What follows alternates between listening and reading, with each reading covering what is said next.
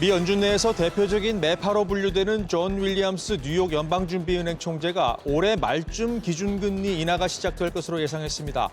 윌리엄스 총재는 인플레이션이 2% 목표치를 향해 가고 있다는 일관된 신호를 확인하는 것이 중요하다고 강조했습니다. 대만 TSMC의 일본 구마모토현 제1공장이 가동에 들어갔습니다. 개소식에 참석한 TSMC 창업자는 일본 반도체 생산의 르네상스가 될 것이라며 부활을 선언했습니다. 세계 최대 통신기술 전시회 모바일 월드 콩그레스가 스페인 바르셀로나에서 오늘 개막합니다. 삼성전자는 AI폰과 반지 모양의 웨어러블 기기 갤럭시 링을 공개합니다.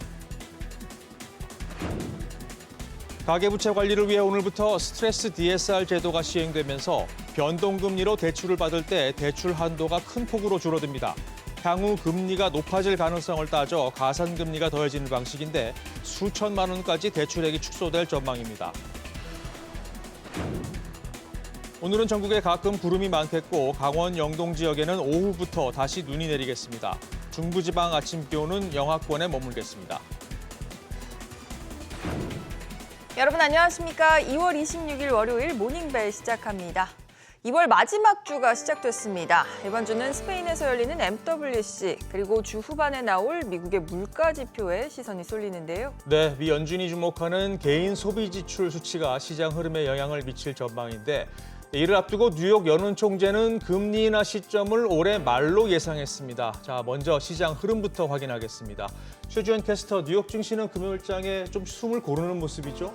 네, 그렇습니다. 활활 타올랐던 엔비디아 열기는 주말 사이 가라앉으면서 뉴욕 증시는 숨고르기 장세를 보였습니다. 그래도 증시에 대한 낙관론은 이어졌는데요. 다우 지수가 0.16%, S&P 500 지수가 0.03% 오르면서 신고가를 또 한 번 갈아치웠고요. 나스닥 지수만 기술주 전반에 차익 실현 매물이 나오면서 0.28% 하락 마감했습니다. 주간 기준으로 뉴욕 증시는 다시 상승세를 이어가고 있습니다. 지난주 초반에 크게 하락했던 3대 지수는 엔비디아의 호실적으로 모두 1%대 넘는 상승폭을 기록했죠. 이번 주에도 전문가들은 AI 붐이 버블이 아니라는 것이 입증되면서 증시 모멘텀이 이어질 것이라고 전망하고 있습니다. 시총 상위 종목들은 주가 흐름이 엇갈렸습니다. 마이크로소프트와 애플, 그리고 알파벳은 다시 하락세로 전환했고요. 엔비디아는 장 초반 5% 가까이 오르면서 시총 2조 달러를 잠시 돌파하기도 했는데요. 장 후반으로 갈수록 매도세가 나오면서 결국 0.36% 상승으로 마감했습니다. 목요일장에서 4% 넘게 올랐던 필라델피아 반도체 지수도 1% 넘게 떨어지면서 반도체주들은 전반적으로 쉬어갔습니다. 시총 10위까지도 보면 버크셔 해서웨이만 0.55% 상승한 반면에 테슬라가 2% 넘게 하락했죠. 루시드와 리비안이 암울한 실적 전망을 내놓으면서 전기차 업계 전반이 휘청이고 있는데요. 여기에 더해 테슬라는 소프트웨어 결함으로 또 리콜 소식이 나오면서 크게 빠졌습니다. 한편 잠시 쉬어가긴 해도 AI 모멘텀은 이어지고 있는 가운데 금리 인하 기대감은 계속해서 후퇴하고 있습니다. 연준 위원들 중 특히 영향력이 있는 존 윌리엄스 뉴욕 연은 총재는 올해 말쯤 금리 인하가 시행될 것으로 예상했고요. 크리스토퍼 월러 연준 이사도 1월 소비자 물가 상승을 감안해 최소 몇 달 동안 인플레이션 동향을 살펴봐야 한다고 말했습니다. 확실히 두세 달 이내에는 금리 인하가 어렵다는 것이겠죠. 이렇게 최근 매파적인 연준 인사들의 발언과 FOMC 회의록이 나오면서 골드만삭스 그룹은 첫 금리 인하 시점을 5월에서 6월로 미뤘습니다. 연준위원의 매파적인 발언이 나온 가운데 국채금리는 한 달 새 급등했던 만큼 큰 폭으로 내렸습니다. 10년물 국채금리가 7.9베이시스포인트 하락했고 2년물 국채금리는 2.7베이시스포인트 떨어졌습니다. 국제유가도 오랜만에 큰 폭으로 하락했죠. 기준금리 인하 시기가 연기되면서 급락한 것으로 보이는데요. WTI가 2.7% 떨어지면서 지난달 8일 이후 가장 큰 하락폭을 기록했고 브렌트유도 2% 넘게 떨어졌습니다. 이어서 이번 주 일정 살펴보겠습니다. 이번 주에는 연준의 행보에 영향을 줄 수 있는 데이터가 여럿 발표되죠. 먼저 가장 주목해봐야 할 지표로는 1월 개인 소비 지출 가격 지수가 있습니다. 연준이 물가 벤치마크로 PCE 지수의 근원 물가를 보기 때문인데요. 현재 월가에서는 근원 PCE 물가가 전월 대비 0.4%, 전년 대비 2.8% 상승할 것으로 보고 있습니다. 이렇게 나온다면 2% 밑으로 떨어졌던 6개월 연율 PCE 수치가 다시 2% 위로 올라오게 되죠. 지난번 CPI와 PPI 충격 이후 잠깐 매도 물량이 크게 나왔던 시장 분위기를 봤을 때 단기적으로 PCE 발표치에 따른 시장 변동성에 대비해야 합니다. 또 현지 시간 28일 4분기 GDP 성장률 수정치가 발표됩니다. 지난번 속보치는 3.3%로 나왔는데요. 이번에도 3.3%로 발표될 것이라고 월가는 전망하고 있습니다. 이 수치가 또 한 번 서프라이즈로 나올 경우 금리 인하 시기가 더욱 밀려날 수 있기 때문에 예의주시해야겠습니다. 이 밖에 이번 주에는 2년물과 5년물, 7년물 국채 경매에 따른 채권 시장 움직임도 대비할 필요가 있습니다. 서학개미 브리핑입니다. 지난주 서학개미가 어떤 종목을 사고 팔았는지 자세히 들여다보겠습니다. 먼저 필라델피아 반도체 지수의 하루 수익률을 반대로 3배 따르는 속스가 5위, 같은 방향으로 3배 따르는 SOXL이 1위입니다. 지난주 반도체 제당주 엔비디아의 실적 발표로 반도체주에 대한 서학개미의 관심이 뜨거웠죠. 21일 엔비디아가 호실적을 발표하면서 주가가 16% 이상 급등하자 그 열풍에 힘입어 AMD 등 다른 반도체 관련주들도 상승세를 보였습니다. 그러면서 필라델피아 반도체 지수도 4.97% 급등하며 사상 최고치를 기록했는데요. 그에 따라 속스는 1억 1천만 달러 매도 우위, SOXL은 3억 5천만 달러 매수 우위를 보였습니다. 하지만 AMD의 주가 하락과 전날에 차익 실현 매물이 나오면서 23일에 반도체 지수는 1% 이상 하락세를 보였는데요. 경기 변동에 민감한 업종인 만큼 앞으로의 흐름을 지켜볼 필요가 있겠습니다. 4위는 테슬라입니다. 테슬라를 향한 서학개미의 믿음은 여전히 굳건한데요. 주가 하락과 글로벌 투자은행들의 이딴 경고음에도 지난주 2억 1천만 달러어치를 사들였습니다. 고점 대비 반토막난 주가를 투자 기회로 여기는 듯한 움직임입니다. 3위는 올해 처음 등장한 슈퍼마이크로 컴퓨터입니다. 엔비디아의 협력사인 슈퍼마이크로는 22일 뉴욕 증시에서 엔비디아가 16% 이상 같이 폭등하자 같이 30% 이상 급등했는데요. 이에 따라 지난주 2억 3천만 달러의 매수세를 보였습니다. 그러나 2029년 만기 15억 달러 규모의 전환사채 발행 계획에 23일 증시에서 주가가 12% 가까이 빠졌는데요. 향후 어떻게 진행될지 지켜봐야 할 듯합니다. 2위는 대망의 엔비디아입니다. 어닝 서프라이즈를 발표한 엔비디아에 서학개미는 환호했습니다. 지난주 3억 4천만 달러어치를 사들였는데요. 엔비디아가 보수적으로 정한 2024 회계연도 1분기 매출 전망 240억 달러도 시장 예상치를 웃돌면서 더욱 굳건한 매수 흐름 이어갔습니다. 엔비디아가 장중 시총 2조 달러를 돌파한 만큼 서학개미의 관심이 계속될 것으로 보입니다. 이어서 트렌딩 핫스톡입니다. 오늘 핫스톡 종목들은 개별 실적에 따라 주가 변동성을 보였는데요. 먼저 온라인 중고차 판매 플랫폼 카바나의 주가는 32% 넘게 폭등했습니다. 지난해 4분기 손실이 크게 줄었기 때문인데요. 카바나는 4분기 1억 4,400만 달러를 기록하며 주당 1달러의 손순실을 기록했습니다.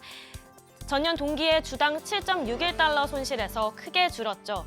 또 카바나는 사상 처음 연간 순이익을 보고하며 올해 1분기 조정 에비타가 1억 달러를 크게 웃돌 것으로 전망했습니다.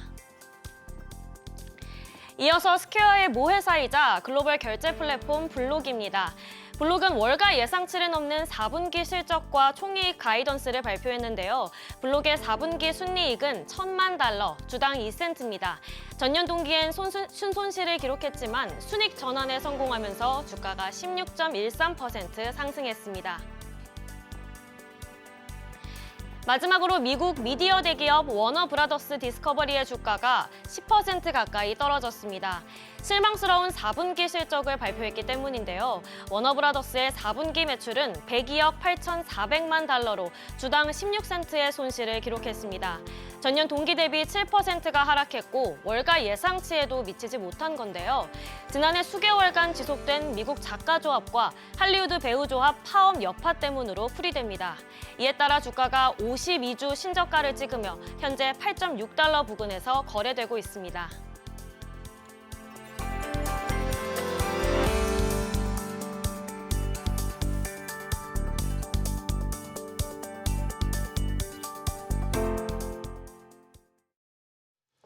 미 연준의 금리 인하 시점이 계속 뒤로 밀리는 가운데 올해 상반기를 넘길 것이란 전망에 힘이 실리고 있습니다. 네, 이미 한 차례 늦춰진 6월에서 7월보다 더 늦은 연말쯤에야 인하가 시작될 것이란 전망이 나왔는데요. 취재기자 연결해서 들어보겠습니다. 조슬기 기자.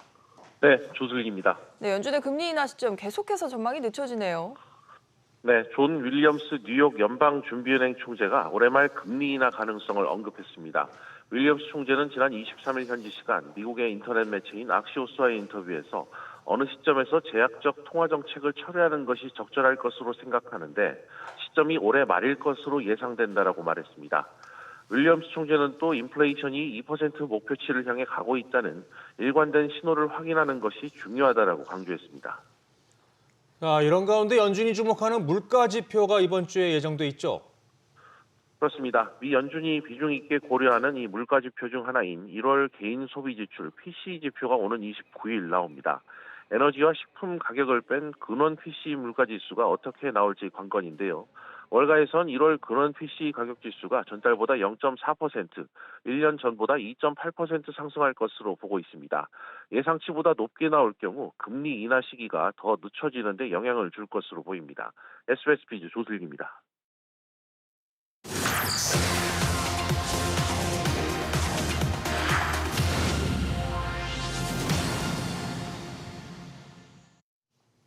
최근 전 세계적으로 전기차 수요가 둔화하자 투자자들의 기대를 한 몸에 받았던 전기차 스타트업들이 실적 하락에 고민하고 있습니다. 완성차 업계도 전기차 전환 계획을 철회하는 등 다소 전략 수정에 들어간 모습인데요.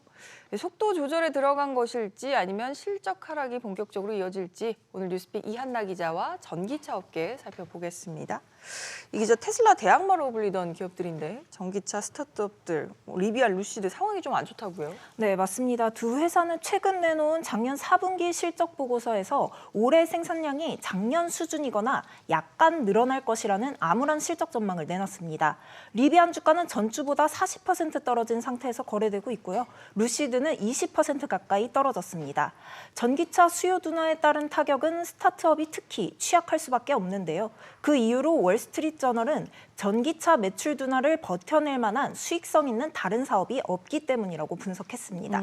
스타트업뿐만 아니라 완성차 업계도 좀 전기차 전환에서 한 발 빼는 모습이에요. 네, 맞습니다. 전기차 전환 속도 조절에 나선 모양새인데요. 로이터 통신에 따르면 최근 메르세데스 벤츠는 전동화 전환을 5년 연기하고 내연기관 모델을 계속해서 개선하겠다는 뜻을 밝혔고요.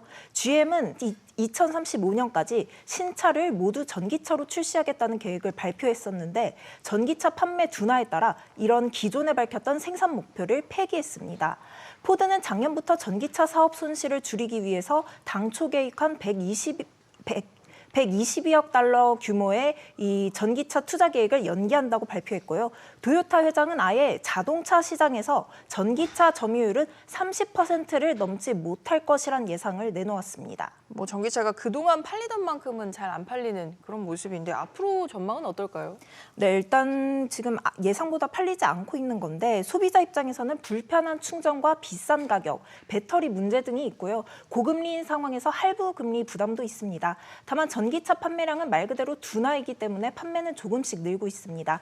시장조사기관 S&E 리서치는 올해 전기차 판매량이 작년보다 약 19% 증가할 것으로 봤는데요. 이렇게 올해도 전기차 시장은 성장세를 이어가겠지만 중국의 경기 침체와 시장 포화, 유럽의 보조금 감축 및 강력한 탄소 규제, 미국의 인플레이션 감축법, IRA 강화 등으로 성장률은 다소 둔화할 것으로 내다봤습니다.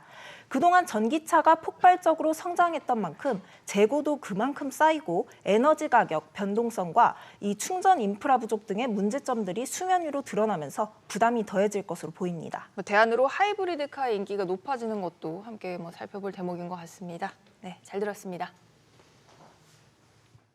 이스라엘과 하마스 간 휴전 및 인질 석방을 위한 4개국 협상이 기본 윤곽에서 합의에 이르렀다고 제이크 설리번 미 백악관 국가안보보좌관이 밝혔습니다. 설리번 보좌관은 현지 시간 25일 CNN 등에 출연해 구체적인 내용을 도출하기 위한 협상이 진행 중이라면서 이같이 말했습니다. 앞서 미국은 하마스가 40명 정도의 인질을 석방하면 6주간 휴전하는 내용의 협상안을 이스라엘에 전달한 바 있습니다. 카타르의 국영에너지 기업이 오는 2030년까지 액화 천연가스 생산량을 85% 늘리기로 했습니다. 사드 알카비 카타르 에너지 회장은 카타르 북쪽 걸프 해역 해상 가스전인 노스돔의 LNG 증산 계획을 확장해 연간 1,600만 톤을 추가 생산하기로 했다고 말했습니다. 이에 따라 오는 2030년 연간 총 생산량은 1억 4,200만 톤이 될 전망입니다. 마이크로소프트가 지난 2018년 자사의 검색 엔진 빙을 애플에 매각하려 했으나 거절당한 것으로 알려졌습니다. 현지 시간 26일 CNBC에 따르면 미 법무부가 구글을 상대로 제기한 반독점 소송과 관련해 구글이 이달 초 법원에 제출한 자료에서 이 같은 사실이 확인됐습니다. 현재 MS 빙은 글로벌 검색 시장 점유율 3%를 갖고 있습니다.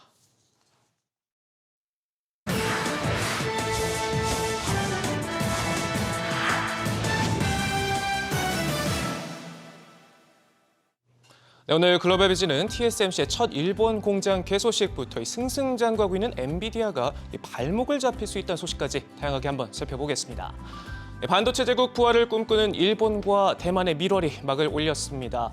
지난 주말 TSMC의 일본 첫 구마모토 공장이 드디어 문을 열었는데요. 준공식에는 사이토겐 경제산업상부터 소니의 부활을 이끌 요시다 게니치로 회장, 또 TSMC 제2공장 지분 투자를 발표한 도요다의 수장까지 주요 인사들이 대거 참석했습니다. 구마모토 제1공장은 2년 전 착공을 시작해 불과 1년 7개월 만인 지난해 12월 완공됐죠. 일본 정부는 공장 비용의 절반에 가까운 4조 2천억 원의 보조금을 지급하면서 대대적인 지원에 나섰고, 또 올해 말 착공하는 제2공장에도 6조 5천억 원에 달하는 보조금을 지원한다고 발표하면서 힘을 실어주고 있습니다. 일본경제신문은 구마모토 공장을 시작으로 일본이 공급 거점이 되면 중국을 견제하는 형태로 공급망 안전을 높일 수 있다고 분석했는데요.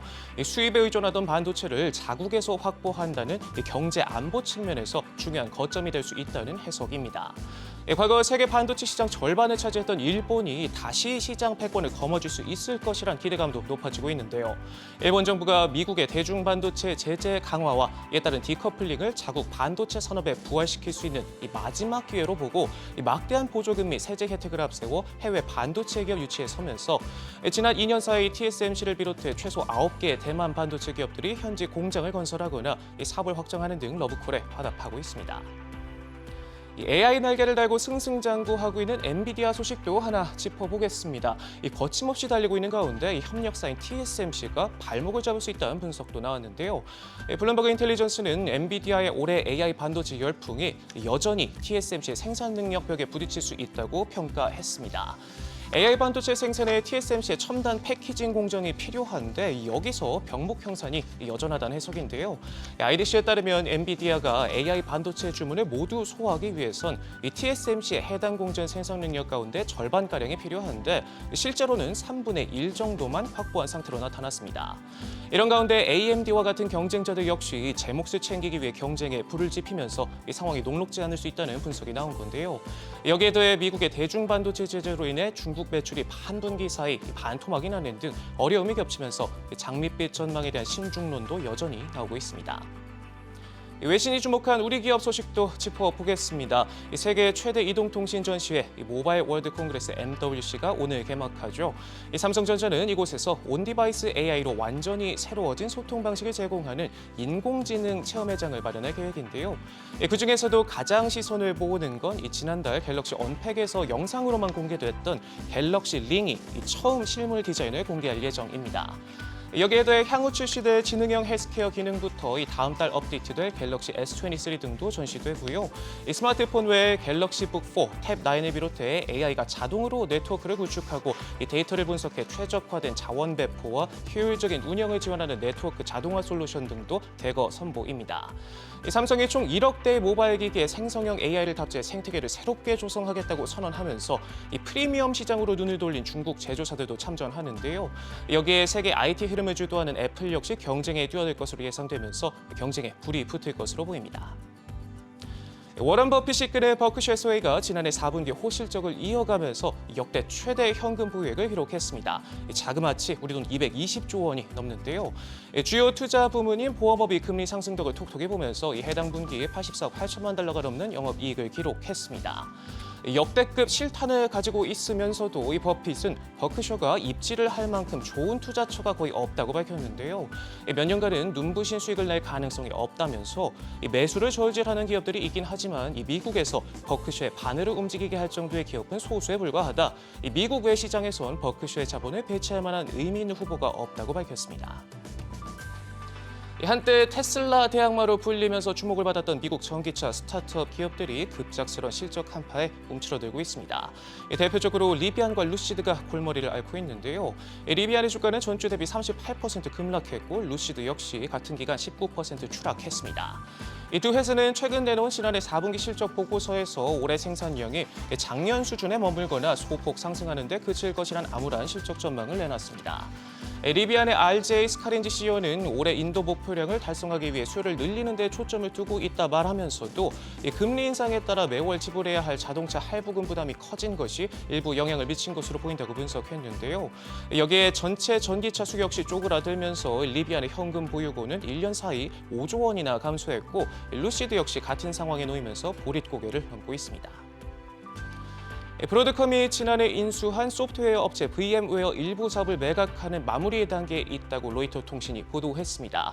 통신은 소식통을 인용해 브로드컴이 VM웨어의 EUC 사업 부문을 글로벌 사모펀드 운용사 KKR에 38억 달러에 매각하는 거래를 마무리 짓는 단계에 있다고 전했습니다. 브로드컴은 지난해 11월 VM웨어를 690억 달러에 인수해 소프트웨어 사업을 강화하는 한편 일부는 정리 수순을 밟고 있습니다. 앞서 혹한 CEO는 VM웨어의 사업 중 EUC와 보안 관련 소프트웨어인 카본 블랙 클라우드 부문을 처분할 계획이라고 밝힌 바 있는데요. 이번 거래는 빠르면 현지 시간 26일 최종 확정돼 발표될 것으로 전해졌습니다. 지금까지 글로벌 비즈였습니다.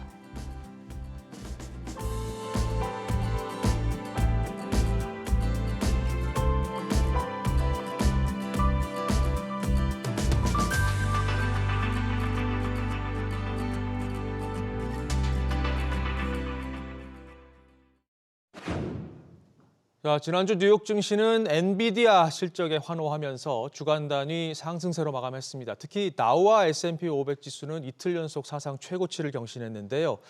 이번 주에도 질주가 이어질 수 있을까요? 자, 주간 증시 전략 세워보겠습니다. NH투자증권의 조현주 연구원 나오셨습니다. 어서 오십시오. 안녕하세요. 네, 뉴욕 증시가 상승세를 계속해서 이어가고 있는데 이 같은 랠리가 계속 이어질지 우려도 있고 또 기대도 있습니다. 어떻게 전망하십니까? 네, 일단은 최근에 흐름들이 굉장히 강한 모습이고 특히 엔비디아 실적 발표 이후에 이 AI 모멘텀이 더 강하게 작용하고 있는 상황입니다. 지금으로서 저희가 탑다운 매크로 입장으로 봤을 때는 실적도 사실 1분기를 시작으로 4분기까지는 엔비디아 실적 계속 상향 조정되는 그런 흐름 예상을 하고 있고요. 매크로 환경 같은 경우도 성장률이 미국 같은 경우는 거의 2%로 상향 조정될 가능성이 높습니다. 물가의 둔화 속도는 좀 더디긴 하지만 여전히 금리 인상보다는 인하 사이클 국면에 진입할 가능성이 높고요. 전반적으로 매크로 환경이나 실적 환경이 크게 변하지는 않는다라는 측면에서 주가 지수도 크게 하락할 요인은 저희가 찾아보기가 어렵습니다. 이제 문제는 최근에 시장에서 나오는 게 밸류에이션에 대한 우려라고 볼 수가 있고 가격 부담에 대한 우려인데 실질적으로 지금 S&P 500 밸류에이션 PER 선행 PER로 봤을 때는 드디어 20배를 좀 넘어섰습니다. 20.5배 가까이 되었고요. 그러다 보니까 과거에 20배를 넘어섰던 시절이 언제냐를 두고 봤을 때 2020년 코로나 때 이제 재택근무 관련주들이 굉장히 크게 기대감을 받으면서 애플이라든가 아니면 메타 이런 종목들 AR, VR 이런 애들이 이제 크게 상승을 하면서 시장을 주도했거든요.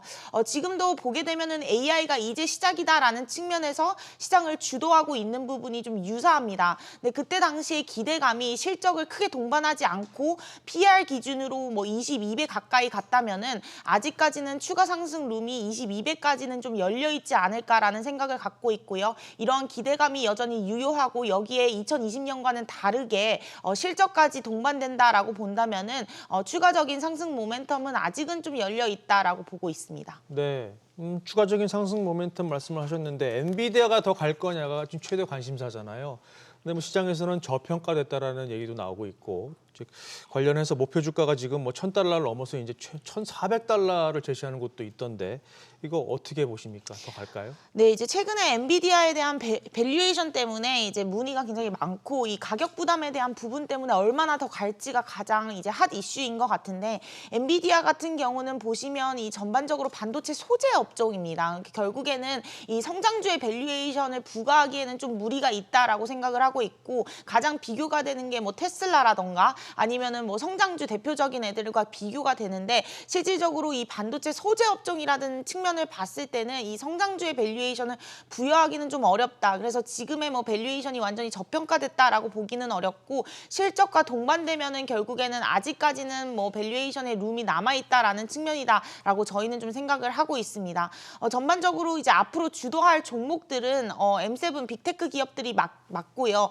엔비디아 같은 경우는 4분기까지 놓고 봤을 때는 지금이 시작점인 부분이 맞습니다. 그래서 밸류에이션이 지금이 부담스럽다라는 측면을 좀 얘기하기는 어렵지만 그렇다고 해서 뭐 테슬라와 같이 예전에 뭐 VR, AR 이런 가상현실, 증강현실과 같은 밸류에이션을 부과하기는 어렵지만 지금의 밸류에이션 측면에서 봤을 때는 아직까지는 그게 부담스러운 수준은 아니다. 그리고 저희가 뭐 4분기 실적 발표가 뭐 이익단으로 봤을 때는 거의 전년 대비 700% 늘어났기 때문에 1분기나 2분기 실적도 그 정도의 뭐 증가율을 예상하고 있지는 않지만 여전히 200%를 넘는 증가율을 전년 동기 대비해서는 예상을 하고 있기 때문에 그런 높은 수준의 증가율 그리고 실질적인 액추얼 어마운트로 봤을 때도 계단식으로 올라오는 부분을 봤을 때는 지금의 밸류에이션이 부담스럽기보다는 오히려 실적을 동반한 밸류에이션의 정당화가 가능하다 이렇게 좀 판단하고 있습니다. 네.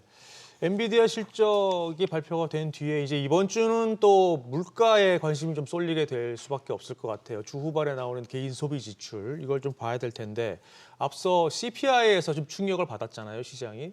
개인 소비 지출은 어떻게 나올 것으로 예상하십니까? 네, 이번 개인 소비 지출 PC 역시도 1월 달에 CPI 그리고 PPI 발표와 마찬가지로 예상치를 좀 상회할 가능성이 높습니다.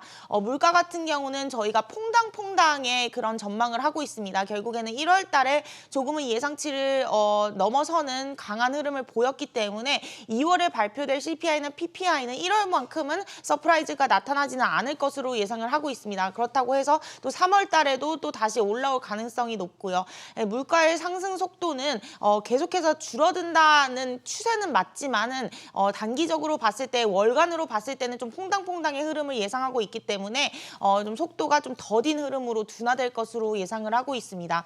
이에 따른 시장 영향을 봤을 때는 이제 실적이라는 측면도 어느 정도 예상을 하고 있고 매크로도 경제 성장률도 강하다는 부분은 어느 정도 반영이 된 것 같습니다. 그렇다면 이제 바라봐야 될 부분은 경제 지표들, 결국에는 이 물가 지표가 어느 정도로 서프라이즈를 내고 어느 정도로 둔화되는 이 속도에 좀 민감할 것으로 예상을 하고 있고 특히 3월 같은 경우는 실적 공백기이기 때문에 더더욱 이런 물가에 좀 더 예민한 흐름을 보일 수가 있습니다. 다만 이제 PC 같은 경우는 이미 1월 CPI와 PPI에 따라서 예상을 어느 정도 하고 있기 때문에 이제 2월 달 CPI가 발표가 되면 이에 대한 영향을 좀 받을 수는 있다. 그래서 단기적으로 PC에 대한 영향보다는 2월 CPI 결과 발표를 좀 더 지켜보자 이렇게 말씀을 드리고 있습니다. 네, 그 결과적으로 금리나 시점은 계속 지금 밀리고 있잖아요. 연준 위원들 발언이 나올 때마다 이게 지금 주목을 받고 있는 상황인데 이번 주도 위원들 발언이 좀 예정이 돼 있죠? 네, 맞습니다. 이제 연준 위원들의 발언들이 조금 변화했습니다. 12월 달 FOMC 작년만 하더라도 저희가 예상했던 것보다 굉장히 비둘기파적으로 나왔었는데 이제는 1월 FOMC 회의 이후 그리고 3월 FOMC를 앞두고 있는 시점에서 연준 위원들의 발언들이 조금은 매파적으로 나타나고 있는 모습이고 아무래도 이제 주가가 굉장히 강하고 경제 성장률도 지금 컨센서스가 미국 같은 경우는 원래는 1%대여서 2024년에는 2%로 올라온 상황입니다. 그러다 보니까 이 데이터 디펜던트한 연준들의 발언이 계속 바뀌고 있는 상황인 것 같고요. 그러다 보니까 이번 주 발표되는 연준 위원들의 발언 역시도 좀 금리 인하에 대해서 좀 보수적인 입장을 나올 것 같고요. 저희는 시장에서는 지금 6월 금리 인하 가능성 높게 보고 있는데 저희도 한 6월 정도로 좀 예상을 하고 있는 상황입니다. 네. 국내 증시는 상대적으로 지금 못 가고 있습니다. 근데 오늘 이제 중요한 일정이 하나 있죠. 기업 밸류업 프로그램의 세부 방안이 지금 나오잖아요. 이건 어떻게 영향을 미칠까요? 네, 이제 세부 방안이 오늘 발표될 예정인데 아무래도 이제 국내 같은 경우는 이 밸류업 프로그램에 대한 기대감을 굉장히 빠르게 반영을 했습니다. 그래서 실질적인 정책이 나와서 또 그게 추가적인 모멘텀으로 작용하기보다는 오히려 뭐 차익 실현 욕구가 좀 더 확대될 수 있는 여지는 있을 수 있다라고 보고 있고 여기서 이제 정책적인 세부 방안에 따라서 실질적으로 지주 환원 정책을 시행할 수 있는 종목과 그렇지 못하는 종목의 차별화가 더 심해질 수 있다라고 생각을 하고 있습니다. 그래서 지주라던가 뭐 금융주 그리고 자동차주 같은 경우는 현금 보유율이 높기 때문에 긍정적이다라고 저희는 말씀을 드렸고 그 외에 산업 같은 경우는 조금 더 보수적으로 접근할 필요가 있다라고 생각하고 있습니다. 네, 그렇군요. 자, 지금까지 NH투자증권의 조연주 연구위원이었습니다. 오늘 말씀 고맙습니다. 감사합니다.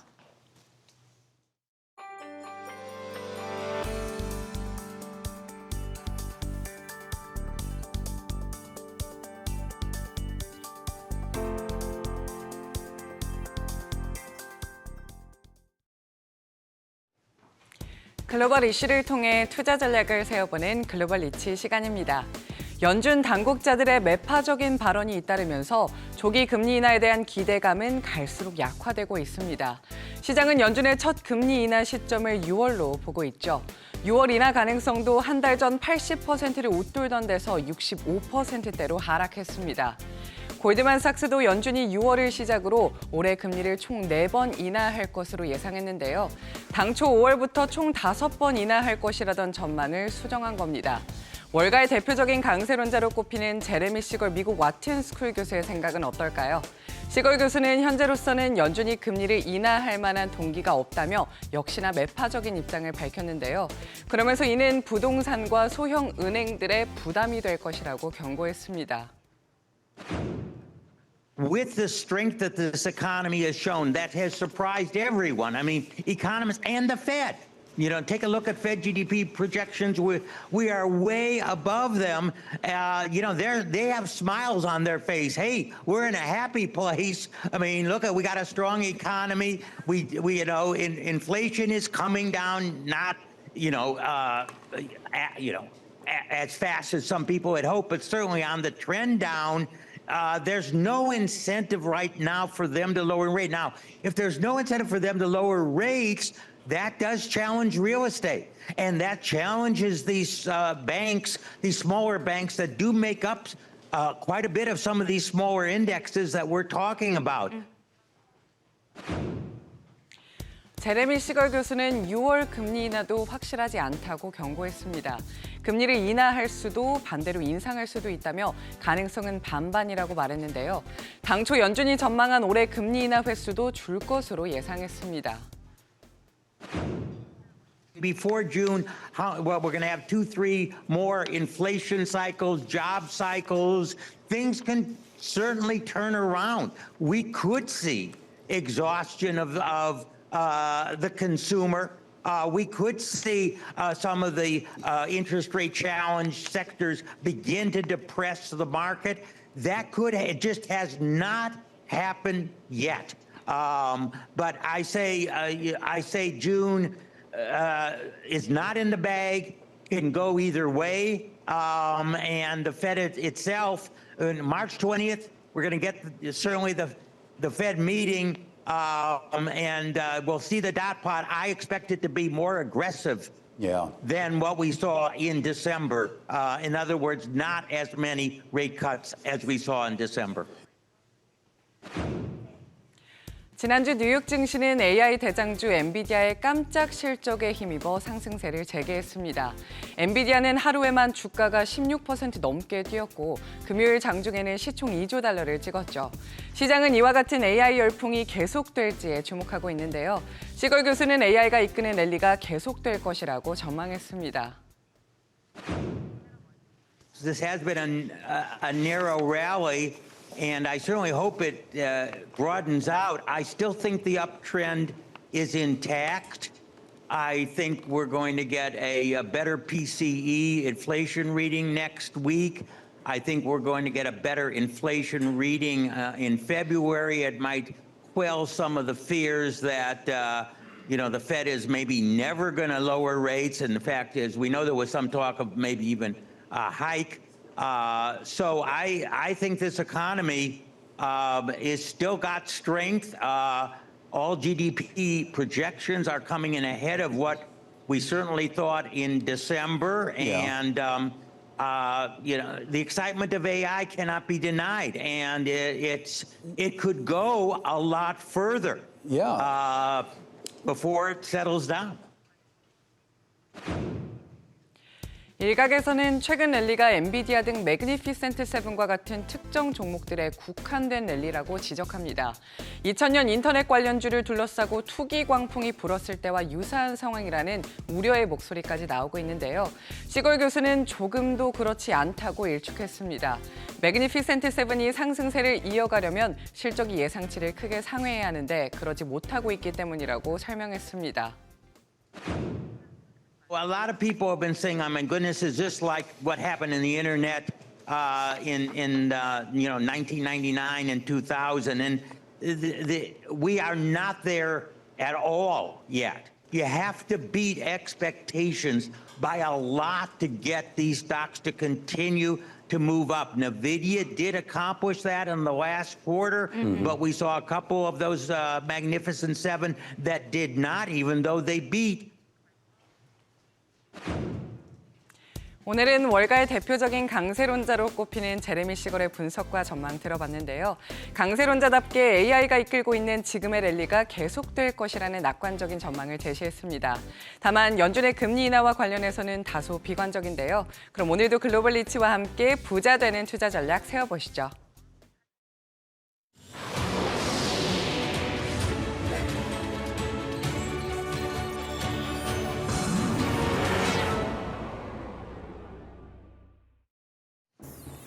미 연준 내에서 대표적인 매파로 분류되는 존 윌리엄스 뉴욕 연방준비은행 총재가 올해 말쯤 기준금리 인하가 시작될 것으로 예상했습니다. 윌리엄스 총재는 인플레이션이 2% 목표치를 향해 가고 있다는 일관된 신호를 확인하는 것이 중요하다라고 강조했습니다. 대만 TSMC의 일본 구마모토 현 제1공장이 가동에 들어갔습니다. 개소식에 참석한 TSMC 창업자는 일본 반도체 생산의 르네상스가 될 것이라며 부활을 선언했습니다. 세계 최대 통신기술 전시회인 모바일 월드 콩그레스가 스페인 바르셀로나에서 오늘 개막합니다. 삼성전자는 AI폰과 반지 모양의 웨어러블 기기 갤럭시 링을 공개합니다.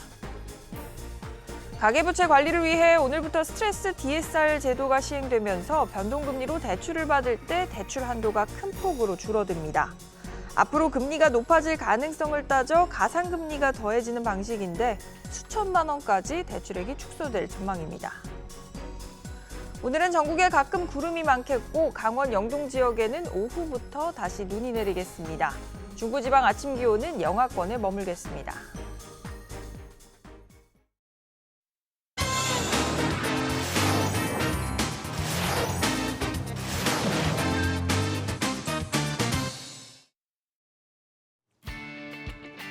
전공이 집단 이탈로 벌어진 의료 파행, 오늘로 일주일째를 맞은 가운데 조선일보는 이번 주가 진짜 위기일 것이라고 보도했습니다. 어제까지 공공병원인 전국 6개 보훈병원 전공의 90%가 사직서를 제출했고 전공의 공백에 공공병원을 비롯해 병원 응급실이 포화 상태입니다. 전공의를 대신해 24시간 응급 입원 환자를 돌보는 의대 교수와 전임의들이 버틸 수 있는 기간이 대략 일주일로 관측됩니다. 하지만 정부와 의사 양쪽 모두 물러설 기미는 보이지 않습니다. 정부는 검경 협력 체계를 구축해 신속한 사법 처리에 대비하고 있고 의사단체 대표들은 도심 행진까지 벌이며 끝까지 저항하겠다고 강조했습니다. 이런 가운데 의대 졸업생까지 무더기로 인턴을 포기하고 있어 의료 위기가 확산될 것이란 우려가 나옵니다. 한국경제신문은 미국의 매그니피센트 7, 일본의 사무라이 7이 있다면 유럽엔 그래놀라즈가 있다고 보도했습니다. 미국 S&P 500 지수에 대응되는 스톡스 유럽 600 지수가 연일 사상 최고치를 경신하고 있습니다. 월가에선 비만약 열풍을 일으킨 노보노디스크부터 명품 대장주 루이비통 모에헤네시까지 유럽 랠리를 이끄는 11개 기업에 주목합니다. 골드만삭스는 11개 기업의 앞글자를 따서 그래놀라즈라는 말을 만들었는데 스톡스 유럽 600 지수가 7.5% 오르던 지난 1년 동안 그래놀라주 주가는 18% 뛰며 증시 전반을 떠받친 것으로 나타났습니다. 스톡스 유럽 600 지수 구성 종목에서 그래놀라주가 차지하는 비중은 10년 전 약 15%에서 현재 25%까지 올랐습니다. 매일경제신문은 신세계그룹이 실적이 부진한 사업 정리에 착수했다고 보도했습니다.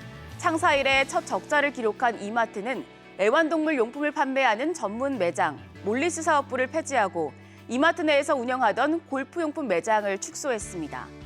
최근 10년 사이 유통산업의 패러다임이 온라인과 초대형, 초근접이라는 세 가지 기준에서 급변하면서 신세계를 비롯해 롯데와 현대백화점 등이 생존 위기를 맞았습니다.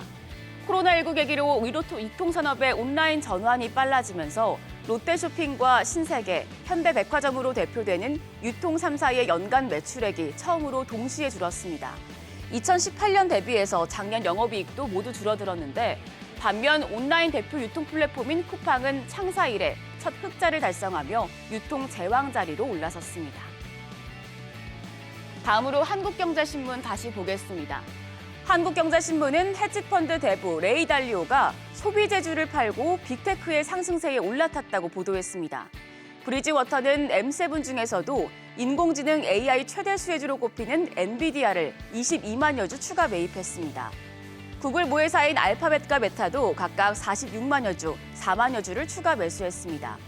브리지워터는 비만 치료제 열풍을 주도한 미국 제약사 일라이릴리도 25만 5,619주 더 사들였습니다. 반면 펩시코와 프록터앤드갬블, 코카콜라와 월마트 등 소비재주를 가장 많이 매도했습니다. 특히 ETF를 제외한 개별 종목 중 브리지워터가 가장 많이 보유했던 프록터앤드갬블 비중은 4.28%에서 3.81%로 축소됐습니다. 이는 미국의 재정 적자 증가와 고금리 장기화로 소비 심리가 타격을 받을 수 있다는 달리오의 판단에 따른 것으로 해석되고 있습니다. 매일경제신문은 보험업권에서 주주 환원을 확대하려는 움직임이 빨라지고 있다고 보도했습니다. 매일경제가 상장보험사 11곳이 발표한 지난해 결산 기준 배당 총액을 합산한 결과 2조 792억 원으로 전년 대비 29.2% 늘어난 것으로 집계됐습니다. 지난해 거둔 호실적은 보험사의 배당 확대에 밑바탕이 됐습니다. 삼성화재와 삼성생명이 나란히 역대 최대 규모의 배당을 발표했고 한화생명과 동양생명은 배당 재개에 나섰습니다. 이런 움직임은 상장기업의 투자 가치를 제고하려는 정부 의지에 동참한 것으로 해석되는데요. 주요 보험사들은 정부 정책 발표 이후 자사주 매입과 소각 등 추가 주주 환원 방안도 내놓을 계획입니다. 마지막으로 경향신문은 고금리 영향으로 타격을 입어 소비를 가장 많이 줄인 연령층은 빚을 내 집을 산 30, 40대라고 보도했습니다. 한국은행 보고서에 따르면 금리 인상에 따라 가계가 저축을 늘리고 현재 소비를 줄이는 기간 간 대체 효과가 나타나고 있습니다. 한은은 가계별로 금리 변화에 노출된 정도를 측정해 금리 상승 손해층, 취약층, 금리 상승 이득층으로 나눠 가계 소비의 변화를 추가로 분석했습니다. 금리에 민감한 자산보다 부채가 많은 금리 상승 손해층은 30, 40대 비중이 높고 소비 성향이 높은 가계가 집중돼 있었습니다. 특히 코로나19 팬데믹 이후 금리 상승 손해층의 소비 회복이 가장 부진했습니다. 한국은행은 금리가 낮아질 경우 가계부채가 재차 확대되지 않도록 정책적인 노력을 기울여야 할 것이라고 밝혔습니다. 지금까지 조간브리핑이었습니다.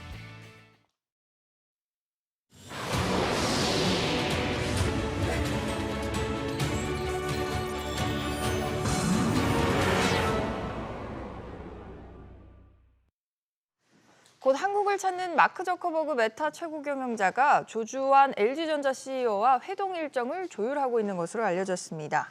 저커버그 CEO는 방한 기간 조사장과의 회동을 논의 중인 상황으로 오는 28일쯤 면담할 것이라는 관측이 나오고 있습니다. 저커버그 CEO와 조 사장 간 만남은 내년 공개를 목표로 LG전자와 메타가 개발하는 첨단 헤드셋을 논의하기 위한 것으로 전망됩니다. 정부가 미국이 발표한 대러시아 제재 명단에 포함된 한국 소재 기업 조사에 나섰습니다. 앞서 미국 정부가 발표한 대규모 대러 제재의 일환으로 93개 기업을 우려 거래자 목록에 추가했는데 목록에는 한국 소재 기업인 대성국제무역 한 곳도 이름을 올렸습니다. 관계 당국에 따르면 대성국제무역은 한국에 등록된 법인이지만 대표는 파키스탄 사람으로 알려졌습니다. 오늘은 전국에 가끔 구름이 많겠고 강원 영동과 경북 동해안에는 오후부터 밤사이 눈 소식이 있겠습니다. 기온은 서울 최저 영하 1도를 비롯해서 중부지방의 출근길 기온이 영하권으로 떨어지겠습니다. 전국적으로 아침 최저 영하 5도에서 영상 3도, 낮에는 4도에서 12도 사이로 예보됐습니다.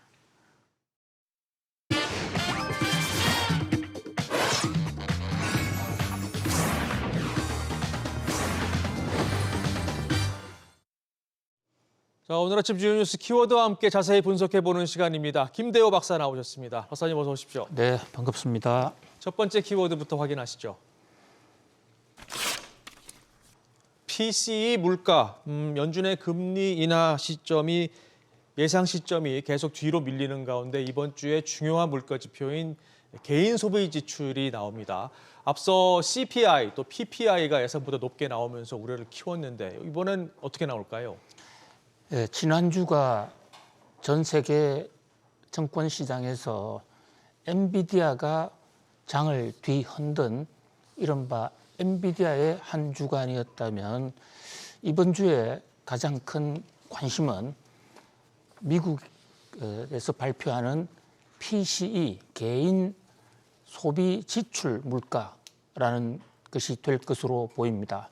29일 날 발표 예정인데요. PCE 물가라는 것은 Personal Consumption Expenditure Price Index라고 해서요. 실제로 개인이 지출한 어떤 품목을 역으로 추적해서 개인들이 얼마나 전년 동기 대비 또는 전월 대비 똑같은 제품을 기준으로 한다면 얼마나 많은 대금을 지불했느냐. 이것을 소비자 물가 지수라고 보는데요. 우리나라는 이 PCE 물가 지수를 신속하게 발표해서 조사해서 발표하고 있지 않습니다. 그런데 미국은 이 PCE 물가 지수를 사실 연준 FOMC가 통화 금융 정책을 하는 데 있어서 가장 중심되는 지표로 활용을 하고 있거든요. 네. 자, 그런 각도에서 이 PCE 물가 지수가 어떻게 나오느냐에 따라서 금리 인하 시점이 결정될 것이다. 매우 지금 주목을 끌고 있는 상황입니다. 지금 컴퓨터 그래픽 CG에서 보시다시피 소비자 물가 지수는 당초 뉴욕 증시 컨센서스가 2.9%였습니다만은 이른바 서프라이즈 예상보다 훨씬 더 높았죠. 3.1%로 나타나면서 이게 금리 인하 기대를 상당히 뒤로 수년시켜 놓고 있는 상태입니다. 자, 이 소비자 물가 지수와 개인 소비 지출은 상관관계가 굉장히 높습니다. 현재 소비 지출 개인 소비 지출 물가 지수 PCE PI라는 이 PCE 물가 지수 뉴욕 증시 예상치는 2.4%로 현재 추정되고 있어요. 네. 12월 달 그러니까 2023년 12월 달이 2.6이었으니까 현재 뉴욕 증시는 예상보다도 12월 달보다 조금 떨어졌을 것으로 본다. 이렇게 추론할 수 있겠습니다. 그런데 PCE 물가 지수가 소비자 물가 지수보다도 좀 낮게 나타나고 있는데 이것은 물가 상승기에 낮은 것은 너무나 당연한 현상입니다. 왜냐하면요. 이 PCE 물가 지수라는 것은 예를 들어서 우리나라 지금 사과, 배 물가가 굉장히 높습니다. 그런데 사과, 배의 물가에 끼치는 가중치는 이미 수년 전에 그 당시에 거래 비중에 따라 결정이 되어 있거든요. 그런데 지금 사과가 가격이 올라서 저도 사과를 제대로 먹지 못하고 있습니다. 네. 이 사과 대신에 바나나 또는 기타 등등 다른 과일로 지금 대체를 하다 보니까 사과 물가는 올랐습니다만은 개인 소비 지출상에 저의 소비 지출에 사과는 없는 거예요. 사과 물가는 올랐습니다. 네. 그러나 PCE는 실제로 소비자들이 지출한 내역을 보고 가격을 산정하는 것이기 때문에요. 네. 이런 식으로 물가가 올랐을 때 다른 쪽으로 대피하면 그러면 이 PCE 물가 지수에는 빠지는 것이에요. 잡히질 않는 거군요. 그렇습니다. 네. 그게 가장 큰 차이거든요. 자, 그런 각도에서 볼 때 PCE 물가 지수는 CPI보다도 좀 더 낮아야 뭐 정상인데 그럼에도 불구하고 예를 들어서 대체 물량이 없다든지 이럴 때는 사과를 먹을 수밖에 없겠죠. 그렇죠. 그럴 때는 PCE 물가 지수도 CPI 지수하고 비슷하게 나타나는데 물가 상승기에는 PCE 물가 지수가 CPI보다 낮다는 거죠. 근데 어느 정도 낮은 게 정상이냐? 현재 PCE 물가 지수를 기준으로 할 때 연준은 이상적인 PCE 물가 지수를 2.0으로 보고 있습니다. 그렇다면 2.4로 나타난다 하더라도 아직 조금은 더 멀었다. 그런데 만약에 2.4보다 좀 더 높은 2.5나 2.65로 나타나면 이것은 좀 정권 시장에 조금 쇼크를 줄 수도 있을 것으로 보입니다. 네. 자, 지금 패트릭 하크 연방은행 총재, 미국에는 12명의 연방은행 총재가 있고 이 연방은행 총재들이 돌아가면서 FOMC를 구성을 하고 있는데요. 미국 FOMC 금리 인하가 시장의 예상만큼 이런 시점은 아닐 것이다.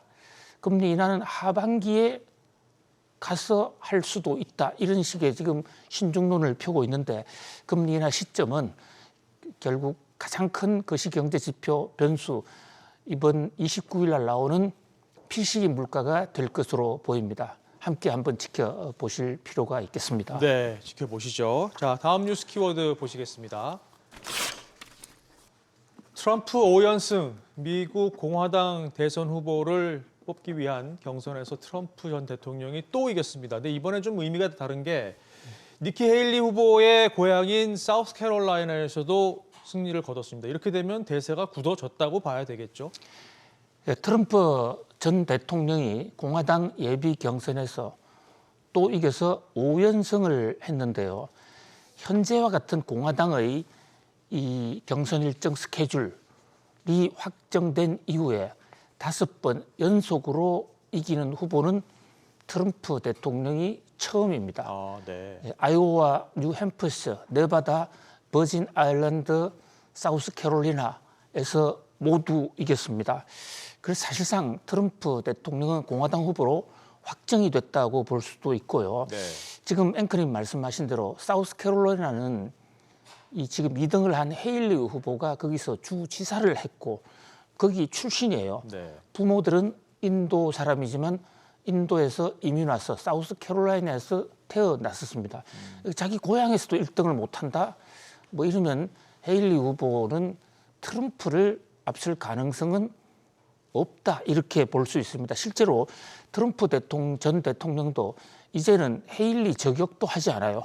네. 헤일리에 대해서는 없는 사람 치고 공화당 경선인데도 불구하고 헤일리란 단어 한 번도 언급하지 않은 채 오로지 바이든 때리기에만 나섰습니다. 네. 그래서 바이든 대통령 때문에 지금 나라가 엉망이 되고 있다. 자신이 당선되자마자 바이든 대통령을 해고 You are fired라고 외칠 것이다. You are fired라는 것은 트럼프 대통령이 방송에서 했던 그 방송 칼럼의 제목이기도 했죠. 네. 그래서 결국은 이제 드디어 트럼프 시대가 온다. 자, 트럼프가 왔을 경우에 세계 경제에서도 상당한 변화가 예상되는데요. 그야말로 트럼프 공포로도 볼 수 있고 트럼프 악재로도 볼 수가 있다는 그런 지적이 나오는데 이러한 시대에 어떤 선제적으로 대응할 플랜 B, 플랜 C도 같이 마련해야 할 것으로 보입니다. 네.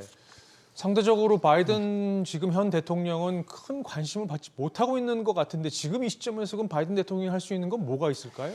예, 바이든 대통령의 지금 지지율이 뚝뚝뚝 떨어지는데 네. 가장 핵심적인 지지율 하락 요인은 첫 번째가 경제입니다. 두 번째는 이스라엘에 대한 좀 과도한 지원 이런 것들이 중산층 특히 아랍계에 지금 흔들리고 있는 그런 요인이기도 하고요. 네. 특히 바이든 대통령이 경제가 잘 됐다고 그러지만 미국의 물가가 여전히 굉장히 높습니다. 실제로 생활 물가 뭐 상상하기 어려울 정도로 많이 높아져 있어요. 네. 그런 관점에서 이제 뒤늦게 특히 식품업체들 물가 올린 거에 대해서 슈링크 인플레이션에 대해 저격을 하고 식품 회사와의 지금 전면전을 선언하는 그런 움직임을 보이고 있는데요. 과연 이 트럼프 대통령이 식품 물가를 내릴 수 있을 것인지 그 전쟁에서의 성패 여부가 대통령 선거에서도 영향을 줄 것으로 네. 보여집니다. 역시 키는 경제군요. 자, 다음 뉴스 키워드 보시겠습니다. TSMC 구로 후내. TSMC가 일본 내 구마모토현에서 제1공장을 가동하기 시작했습니다.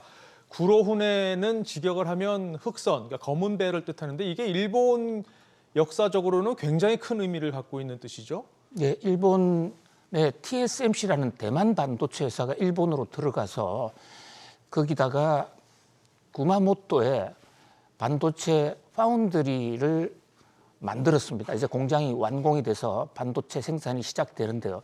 일본 언론들이 이와 관련해서 TSMC가 일본을 점령했다라고 얘기를 하면서 구로 후네라는 표현을 지금 쓰고 있습니다.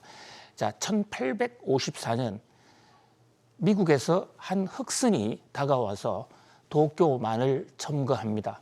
처음에 일본은 강력하게 저항을 했지만 첫 배가 온 게 1853년이고요. 네. 1년 후에 다시 오겠다고 그래서 본격적으로 개항을 한 것은 1854년인데 네. 당시 페리 제독이 일본을 강제 개항을 시킨 것이죠. 자, 우리도 비슷한 시기에 셔마노가 대동강에 쳐들어온 적이 있는데 우리는 그 평양 군민들의 힘으로 이 셔마노를 물리쳤습니다. 그런데 일본은 구로후네가 왔을 때 이 흑선의 일본식 표기가 구로후네거든요. 왔을 때 아주 그 항복을 하고 오히려 위기를 기회로 반전시켜서 메이지 유신과 산업화를 했고 일본이 근대화를 이루는 결정적인 계기가 되기도 했어요. 네. 자, 일본 도처에 가면 그 당시에 구로후네를 몰고 온 흑선을 몰고 온 페리 제독을 칭송하는 기념비가 서 있고 또 축제도 있습니다. 자, 일본의 이런 적극적인 어떤 외세 활용법 이런 것이 이번에 또 한 번 빛을 발하는 게 아닌가. 특히 TSMC가 일본 입장에서는 자존심이 상할 수가 있죠. 반도체 하면 일본이 훨씬 앞섰었는데 근데 지금 현재 앞서고 있는 TSMC를 끌어다가 마치 이것이 페리 제독이 몰고 온 흑선이다. 그래서 제2의 반도체 굴기를 해보자. 그런 일본의 결의. 자, 이것은 뭐 일본이 잘하고 못하고 문제를 떠나서 바로 한국의 지금 대표 상품인 대표 산업인 한국 반도체를 정면으로 건드릴 수 있다. 그런 점에서 우리 입장에서는 아주 큰 돌발 외생 변수다. 이렇게 네. 볼 수 있겠습니다. 예, 뭔가 큰 돌파구가 좀 필요해 보입니다. 다음 뉴스 키워드 보시죠. 불가리아 잭팟. 현대건설이 불가리아 원전 건설권을 따냈습니다. 15년 만입니다. 우리 기업이 해외에서 원전 사업권을 따는 건 처음인데요. 기대감이 커지고 있죠. 예, 지금 한국 경제 여러 가지로 어려움이 많은데 불가리아, 그러니까 그리스 바로 위에 붙어 있는 나라인데 불가리아 무려 18조 또는 19조 원 정도로 추정되는 원전 공사에 우선 협상 대상자로 선정됐다라는 낭보가 들어왔습니다. 네. 이게 우리가 원전 공사를 하게 되면 그 원전 시공 자체도 우리 외화 가득에 도움이 될 수가 있지만 관련 산업에 상당히 물꼬를 틀 수가 있을 것으로 보입니다. 물론 아직 확정된 것은 아닙니다. 우선 협상 대상자로 상의를 해야 된다라는 얘기인데 최대의 변수는 불가리아가 지금 돈이 부족해요. 해서 한국 정부에다가 한국 정부가 상당 부분의 융자를 해달라. 이른바 수출 금융을 해달라라는 그런 지금 조건을 걸어내고 있습니다. 네. 과연 이 대목을 우리 지금 수출입은행, 수출금융은 이 동굴압화의 무기 수출 때문에 지금 한도가 좀 소진이 되어 있는 상태이거든요. 네. 뭐 그런 면에서 앞으로의 행보가 상당히 주목이 됩니다만 어쨌든 한 물꼬를 텄다. 한국 경제의 원전이 다시 한번 돌파구가 되지 않을까 기대를 해봅니다. 네, 변수가 아직 좀 남아 있는 상황이군요. 자, 오늘 마지막 뉴스 키워드 보시죠. 코리아 디스카운트. 정부가 오늘 기업 밸류업 프로그램의 세부 방안을 발표합니다. 목표는 코리아 디스카운트를 해소하겠다는 건데 효과가 있을까요? 어떻게 보십니까? 예, 코리아 디스카운트라고 그러면 여러 가지 기업의 실질 가치나 외형 모습에서 한국 기업이 미국 등 선진국, 다른 선진국과 차이가 없는데도 거의 비슷한 상태에서도 주가는 훨씬 더 대접을 받고 있지 못한 이런 상태를 흔히 금융계에서는 코리아 디스카운트라고 그럽니다. 정부가 이 코리아 디스카운트를 없애기 위해서, 그러니까 네. 우리나라 기업들이 좀 주가를 끌어올리기 위해서 밸류업 프로그램을 발표를 하는데요. 그 핵심 내용은 PBR이 낮은 회사, 좀 배당을 많이 하고 자사주를 매입해서 소각하라라는 것을 촉구하거나 그것을 제도화시키는 그런 내용이 될 것으로 보여집니다. 사실 우리나라는 배당이 너무 적습니다. 거기다가 자사주 매입도 하지 않고 재벌 오너들이 자신들의 이익만을 위해서 소액주주들을 상당히 외면하고 있었다. 그런 면에서 정부의 이 정책 방향은 뭐 대단히 바람직하다 이렇게 볼 수가 있습니다. 그러나 과연 이 밸류업 몇 개로서 과연 코리아 디스카운트가 없어질까? 오히려 보다 근본적으로는 쪼개기 상장 같은 네. 이런 어떤 소액주주들 때려잡기, 소액주주 죽이기를 제도적으로 막을 수 있는 상법 개정이 전 훨씬 더 중요하다 이렇게 봅니다. 아무튼 오늘의 밸류업이 이런 어떤 소액주주들을 진정으로 위하는 그런 중대한 교두보가 되었으면 하는 마음입니다. 네, 함께 지켜보시죠. 자, 오늘 짚어본 뉴스 키워드 다시 한번 보실까요? PC 물가, 트럼프 5연승, TSMC 구로 후대, 불가리아 잭팟, 그리고 코리아 디스카운트까지 짚어봤습니다. 박사님, 오늘도 도움 말씀 고맙습니다. 고맙습니다.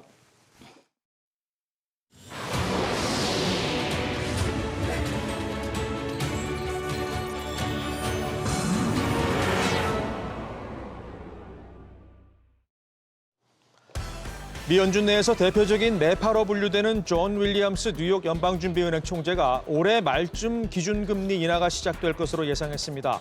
윌리엄스 총재는 인플레이션이 2% 목표치를 향해 가고 있다는 일관된 신호를 확인하는 것이 중요하다고 강조했습니다. 대만 TSMC의 일본 구마모토현 제1공장이 가동에 들어갔습니다. 개소식에 참석한 TSMC 창업자는 일본 반도체 생산의 르네상스가 될 것이라며 부활을 선언했습니다. 세계 최대 통신기술 전시회 모바일 월드 콩그레스가 스페인 바르셀로나에서 오늘 개막합니다. 삼성전자는 AI폰과 반지 모양의 웨어러블 기기 갤럭시 링을 공개합니다. 가계부채 관리를 위해 오늘부터 스트레스 DSR 제도가 시행되면서 변동금리로 대출을 받을 때 대출 한도가 큰 폭으로 줄어듭니다. 향후 금리가 높아질 가능성을 따져 가산금리가 더해지는 방식인데 수천만 원까지 대출액이 축소될 전망입니다. 오늘은 전국에 가끔 구름이 많겠고 강원 영동 지역에는 오후부터 다시 눈이 내리겠습니다. 중부지방 아침 기온은 영하권에 머물겠습니다.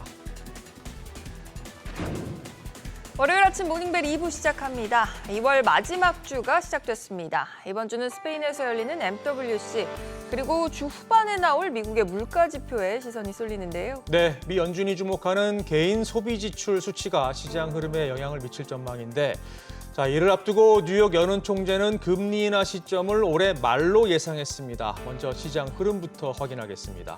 최주현 캐스터, 금요일장 뉴욕 증시는 숨을 좀 고르는 모습이죠? 네, 그렇습니다. 활활 타올랐던 엔비디아 열기는 주말 사이 가라앉으며 뉴욕 증시는 숨고르기 장세를 보였습니다. 그래도 증시에 대한 낙관론은 이어졌는데요. 다우 지수가 0.16%, S&P 500 지수가 0.03% 오르면서 신고가를 또 한 번 갈아치웠고요. 나스닥 지수만 기술주 전반에 차익 실현 매물이 나오면서 0.28% 하락 마감했습니다. 주간 기준으로 뉴욕 증시는 다시 상승세를 이어가고 있습니다.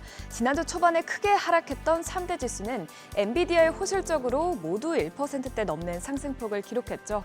이번 주에도 전문가들은 AI 붐이 버블이 아니라는 것이 입증되면서 증시 모멘텀이 이어질 것이라고 전망하고 있습니다. 시총 상위 종목들은 주가 흐름이 엇갈렸습니다. 마이크로소프트와 애플 그리고 알파벳은 다시 하락세로 전환했고요. 엔비디아는 장 초반 5% 가까이 오르면서 시총 2조 달러를 잠시 돌파하기도 했는데요. 장 후반으로 갈수록 매도세가 나오면서 결국 0.36% 상승으로 마감했습니다. 목요일장에서 4% 넘게 올랐던 필라델피아 반도체 지수도 1% 넘게 떨어지면서 반도체주들은 전반적으로 쉬어갔습니다. 시총 10위까지도 보면 버크셔 해서웨이만 0.55% 상승한 반면에 테슬라가 2% 넘게 떨어졌죠. 루시드와 리비안이 암울한 실적 전망을 내놓으면서 전기차 업계 전반이 휘청이고 있는데요. 여기에 더해 테슬라는 소프트웨어 결함으로 또 리콜 소식이 나오면서 크게 하락했습니다. 한편 잠시 쉬어가긴 해도 AI 모멘텀은 이어지고 있는 가운데 금리 인하 기대감은 계속해서 후퇴하고 있습니다. 연준 위원들 중 특히 영향력이 있는 존 윌리엄스 뉴욕 연은 총재는 올해 말쯤 금리 인하가 시행될 것으로 예상했고요. 크리스토퍼 월러 연준 이사도 1월 소비자 물가 상승을 감안해 최소 몇 달 동안 인플레이션 동향을 살펴봐야 한다고 말했습니다. 확실히 두세 달 이내에는 금리 인하가 어렵다는 것이겠죠. 이렇게 최근 매파적인 연준 인사들의 발언과 FOMC 회의록이 나오면서 골드만삭스 그룹은 첫 금리 인하 시점을 5월에서 6월로 미뤘습니다.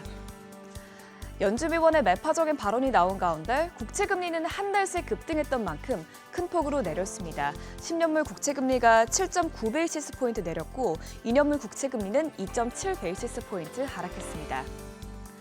국제유가도 오랜만에 큰 폭으로 떨어졌죠. 기준금리 인하 시기가 연기되면서 급락한 것으로 보이는데요.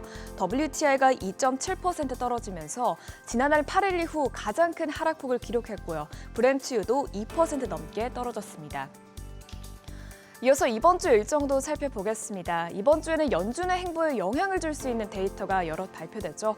먼저 가장 주목해봐야 할 지표로는 1월 개인 소비지출 가격지수가 있습니다.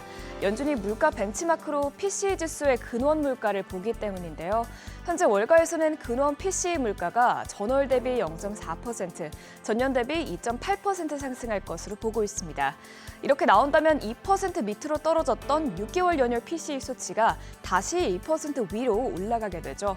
지난번 CPI와 PPI 충격 이후 잠깐 매도 물량이 크게 나왔던 시장 분위기를 봤을 때 단기적으로 PCE 발표치에 따른 시장 변동성에 대비해야 합니다. 또 현지 시간 28일에는 4분기 GDP 성장률 수정치가 발표됩니다. 지난번 속보치는 3.3%로 나왔는데요. 이번에도 3.3%로 발표될 것이라고 월가는 전망하고 있습니다. 이 수치가 또 한 번 서프라이즈로 나올 경우 금리 인하 시기가 더욱 밀려날 수 있기 때문에 예의주시해야겠습니다. 이 밖에 이번 주에는 2년물과 5년물, 7년물 국채 경매에 따른 채권시장 움직임도 대비할 필요가 있습니다. 서학개미 브리핑입니다. 지난주 서학개미가 어떤 종목을 사고 팔았는지 자세히 들여다보겠습니다. 먼저 필라델피아 반도체 지수의 하루 수익률을 반대로 3배 따르는 속스가 5위, 같은 방향으로 3배 따르는 SOXL이 1위입니다. 지난주 반도체 대장주 엔비디아의 실적 발표로 반도체주에 대한 서학개미의 관심이 뜨거웠죠.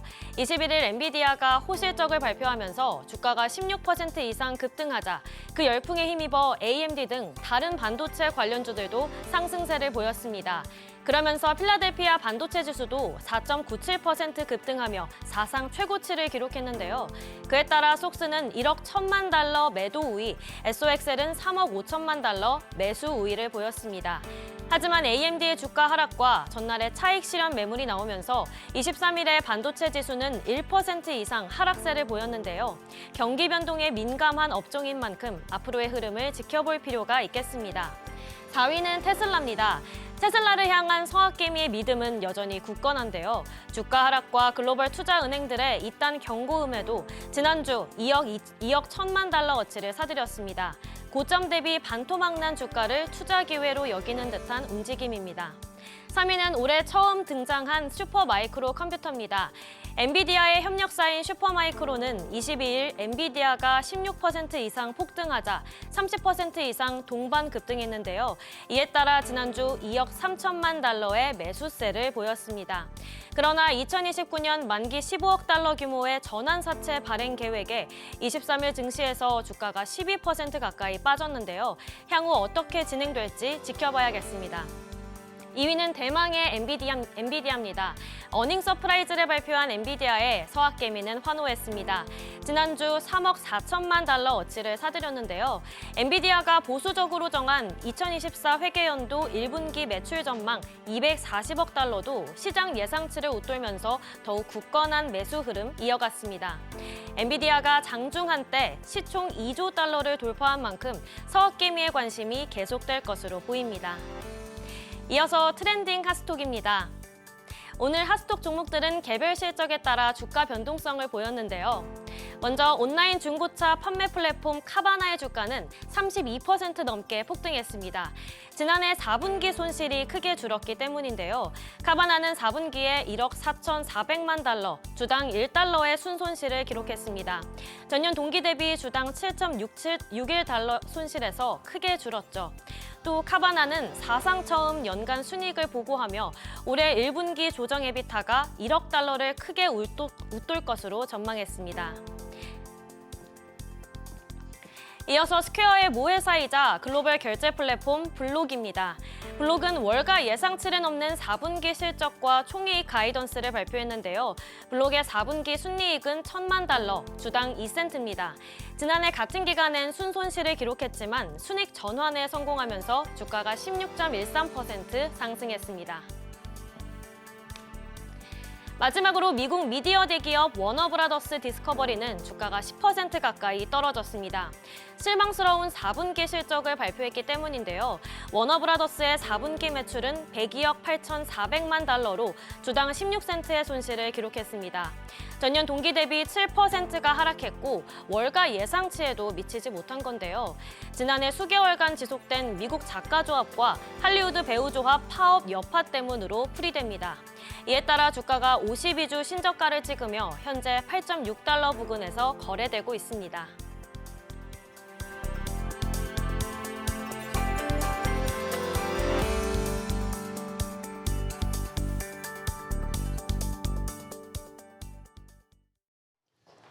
미 연준의 금리 인하 시점이 계속 뒤로 밀리는 가운데 올해 상반기를 넘길 것이란 전망에 힘이 실리고 있습니다. 이미 한 차례 늦춰진 6월에서 7월보다 더 늦은 연말쯤에야 인하가 시작될 것이란 전망이 나왔는데요. 취재기자 연결해서 들어보겠습니다. 조슬기 기자. 네, 조슬기입니다. 네, 연준의 금리 인하 전망 계속해서 늦춰지고 있네요. 네, 그렇습니다. 존 윌리엄스 뉴욕 연방준비은행 총재가 올해 말 금리 인하 가능성을 언급했습니다. 윌리엄스 총재는 지난 23일 현지 시간 미국 인터넷 매체 악시오스와의 인터뷰에서 어느 시점에서 제약적 통화 정책을 철회하는 것이 적절할 것으로 생각되는데 시점이 올해 말일 것으로 예상된다라고 말했습니다. 윌리엄스 총재는 또 인플레이션이 2% 목표치를 향해 가고 있다는 일관된 신호를 확인하는 것이 중요하다라고 강조했습니다. 네. 자, 이런 가운데 연준이 주목하는 물가 지표가 이번 주 예정돼 있죠? 그렇습니다. 미 연준이 비중 있게 고려하는 물가 지표 중 하나인 1월 개인 소비 지출 PCE 지표가 오는 29일 나옵니다. 에너지와 식품 가격을 뺀 근원 PCE 물가 지수가 어떻게 나올지 관건인데요. 월가에선 1월 근원 PCE 가격 지수가 전달보다 0.4%, 1년 전보다 2.8% 상승할 것으로 보고 있습니다. 예상치보다 높게 나올 경우 금리 인하 시기가 더 늦춰지는 데 영향을 줄 것으로 보입니다. SBS 비즈 조슬기입니다.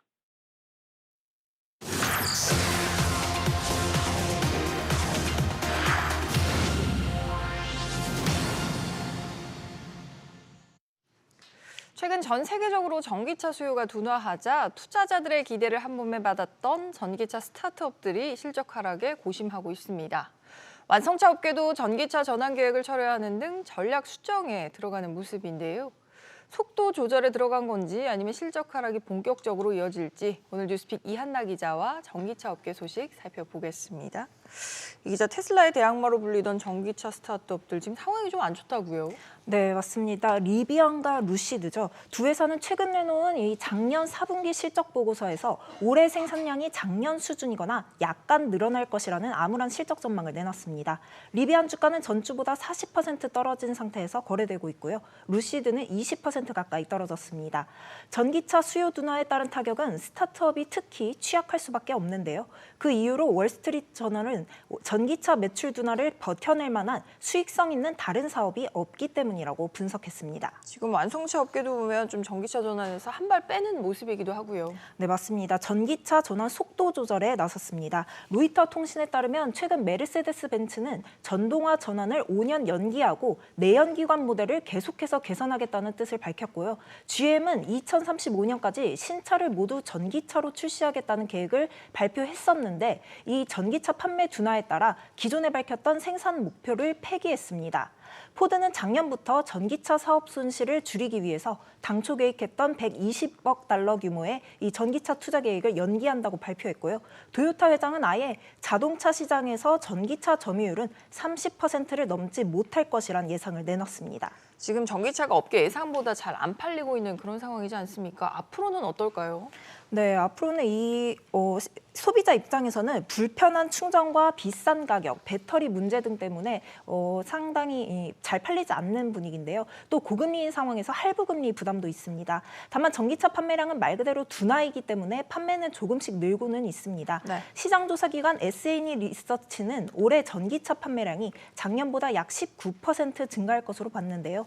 이렇게 올해도 전기차 시장은 성장세를 이어가겠지만 중국의 경기 침체와 시장 포화, 유럽의 보조금 감축 및 강력한 탄소 규제, 또 미국의 인플레이션 감축법, IRA 강화 등으로 성장률은 다소 둔화할 것으로 내다봤습니다. 그동안 전기차가 폭발적으로 성장했었던 만큼 재고도 그만큼 쌓이고 에너지 가격 변동성과 충전 인프라 부족 등의 문제점들이 수면 위로 드러나면서 부담이 더해질 것으로 보입니다. 대안으로 하이브리드카 인기가 높아지면서 일본 토요타가 다시 각광을 받고 있다. 이런 소식도 함께 챙겨보시면 좋을 것 같습니다. 네, 잘 들었습니다.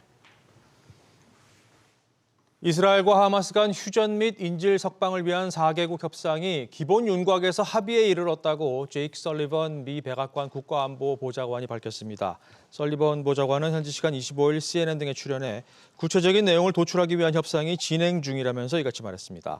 앞서 미국은 하마스가 40명 정도의 인질을 석방하면 6주간 휴전하는 내용의 협상안을 이스라엘에 전달한 바 있습니다. 카타르의 국영에너지 기업이 오는 2030년까지 액화 천연가스 생산량을 85% 늘리기로 했습니다. 사드 알카비 카타르 에너지 회장은 카타르 북쪽 걸프 해역 해상가스전인 노스돔의 LNG 증산 계획을 확장해 연간 1,600만 톤을 추가 생산하기로 했다고 말했습니다. 이에 따라 오는 2030년 연간 총 생산량은 1억 4,200만 톤이 될 전망입니다. 마이크로소프트가 지난 2018년 자사의 검색 엔진 빙을 애플에 매각하려 했으나 거절당한 것으로 알려졌습니다. CNBC에 따르면 미 법무부가 구글을 상대로 제기한 반독점 소송과 관련해 구글이 이달 초 법원에 제출한 자료에서 이 같은 사실이 확인됐습니다. 현재 MS 빙은 글로벌 검색 시장 점유율 3%를 갖고 있습니다.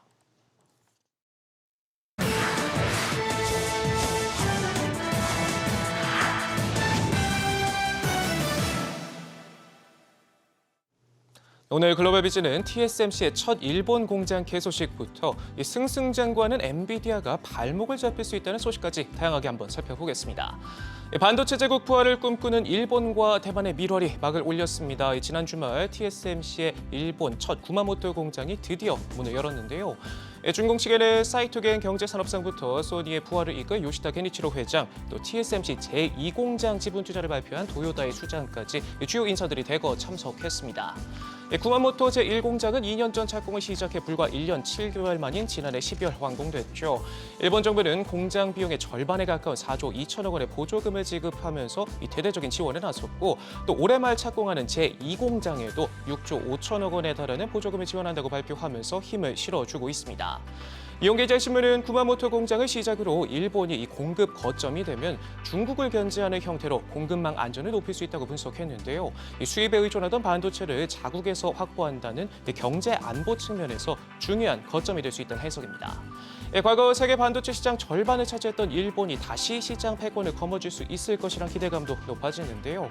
일본 정부가 미국의 대중 반도체 제재 강화에 이에 따른 디커플링을 자국 반도체 산업을 부활시킬 수 있는 마지막 기회로 보고 막대한 보조금 및 세제 혜택을 앞세워 해외 반도체 기업 유치에 나서면서 지난 2년 사이 TSMC를 비롯해 최소 9개의 대만 반도체 기업들이 현지 공장을 건설하거나 사업을 확정하는 등 이 러브콜에 화답하고 있습니다. AI 날개를 달고 승승장구하고 있는 엔비디아 소식도 하나 짚어보겠습니다. 거침없이 달리고 있는 가운데 협력사인 TSMC가 발목을 잡을 수 있다는 분석이 나왔는데요. 블룸버그 인텔리전스는 엔비디아의 올해 AI 반도체 열풍이 여전히 TSMC의 생산 능력 벽에 부딪힐 수 있다고 평가했습니다. AI 반도체 생산에 TSMC의 첨단 패키징 공정이 필요한데 여기서 병목 현상이 여전하다는 해석인데요. IDC에 따르면 엔비디아가 AI 반도체 주문을 모두 소화하기 위해선 TSMC의 해당 공정 생산 능력 가운데 절반가량이 필요한데 실제로는 3분의 1 정도만 확보한 상태로 나타났습니다. 이런 가운데 AMD와 같은 경쟁자들 역시 제 몫을 챙기기 위해 경쟁에 불을 지피면서 이 상황이 녹록지 않을 수 있다는 분석이 나온 건데요. 여기에 더해 미국의 대중 반도체 제재로 인해 중국 매출이 한 분기 사이 반토막이 나는 등 어려움이 겹치면서 장밋빛 전망에 대한 신중론도 여전히 나오고 있습니다.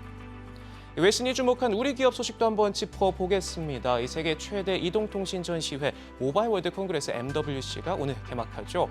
삼성전자는 이곳에서 온디바이스 AI로 완전히 새로워진 소통 방식을 제공하는 인공지능 체험회장을 마련할 계획인데요. 그중에서도 가장 시선을 모으는 건 지난달 갤럭시 언팩에서 영상으로만 공개됐던 이 갤럭시 링이 처음 실물 디자인을 공개할 예정입니다. 여기에 더해 향후 출시될 지능형 헬스케어 기능부터 다음 달 업데이트될 갤럭시 S23 등도 전시됐고요. 스마트폰 외에 갤럭시 북4, 탭 9을 비롯해 AI가 자동으로 네트워크를 구축하고 데이터를 분석해 최적화된 자원 배포와 효율적인 운영을 지원하는 이 네트워크 자동화 솔루션 등을 대거 선보입니다. 삼성이 총 1억 대의 모바일 기기에 생성형 AI를 탑재해 생태계를 새롭게 조성하겠다고 선언하면서 프리미엄 시장으로 눈을 돌린 중국 제조사들도 참전하는데요. 여기에 세계 IT 흐름을 주도하는 애플 역시 경쟁에 뛰어들 것으로 예상되면서 경쟁에 불이 붙을 것으로 보입니다. 워런 버핏이 이끄는 버크셔 해서웨이가 지난해 4분기 호실적을 이어가면서 역대 최대 현금 보유액을 기록했습니다. 자그마치 우리 돈 220조 원이 넘는데요. 주요 투자 부문인 보험업이 금리 상승력을 톡톡히 보면서 해당 분기 84억 8천만 달러가 넘는 영업이익을 기록했습니다. 역대급 실탄을 가지고 있으면서도 이 버핏은 버크셔가 입지를 할 만큼 좋은 투자처가 거의 없다고 밝혔는데요. 몇 년간은 눈부신 수익을 낼 가능성이 없다면서 이 매수를 저울질하는 기업들이 있긴 하지만 미국에서 버크셔의 바늘을 움직이게 할 정도의 기업은 소수에 불과하다. 미국 외 시장에서는 버크셔의 자본을 배치할 만한 의미 있는 후보가 없다고 밝혔습니다. 한때 테슬라 대항마로 불리며 주목을 받았던 미국 전기차 스타트업 기업들이 급작스러운 실적 한파에 움츠러들고 있습니다. 대표적으로 리비안과 루시드가 골머리를 앓고 있는데요. 리비안의 주가는 전주 대비 38% 급락했고 루시드 역시 같은 기간 19% 추락했습니다. 이 두 회사는 최근 내놓은 지난해 4분기 실적 보고서에서 올해 생산량이 작년 수준에 머물거나 소폭 상승하는 데 그칠 것이란 암울한 실적 전망을 내놨습니다. 리비안의 RJ 스카렌지 CEO는 올해 인도 목표량을 달성하기 위해 수요를 늘리는 데 초점을 두고 있다 말하면서도 금리 인상에 따라 매월 지불해야 할 자동차 할부금 부담이 커진 것이 일부 영향을 미친 것으로 보인다고 분석했는데요. 여기에 전체 전기차 수요 역시 쪼그라들면서 리비안의 현금 보유고는 1년 사이 5조 원이나 감소했고 루시드 역시 같은 상황에 놓이면서 보릿 고개를 넘고 있습니다. 브로드컴이 지난해 인수한 소프트웨어 업체 VM웨어 일부 사업을 매각하는 마무리 단계에 있다고 로이터 통신이 보도했습니다. 통신의 소식통을 인용해 브로드컴이 VM웨어의 EUC 사업 부문을 글로벌 사모펀드 운용사 KKR에 38억 달러에 매각하는 거래를 마무리 짓는 단계에 있다고 전했습니다. 브로드컴은 지난해 11월 VM웨어를 690억 달러에 인수해 소프트웨어 사업을 강화하는 한편 일부는 정리 수순을 밟고 있습니다. 앞서 혹탄 CEO는 VM웨어의 사업 중 EUC와 보안 관련 소프트웨어인 카본 블랙 클라우드 부분을 처분할 계획이라고 밝히기도 했는데요. 이번 거래는 빠르면 현지 시간 26일 최종 확정돼 발표될 것으로 전해졌습니다. 지금까지 글로벌 비즈였습니다.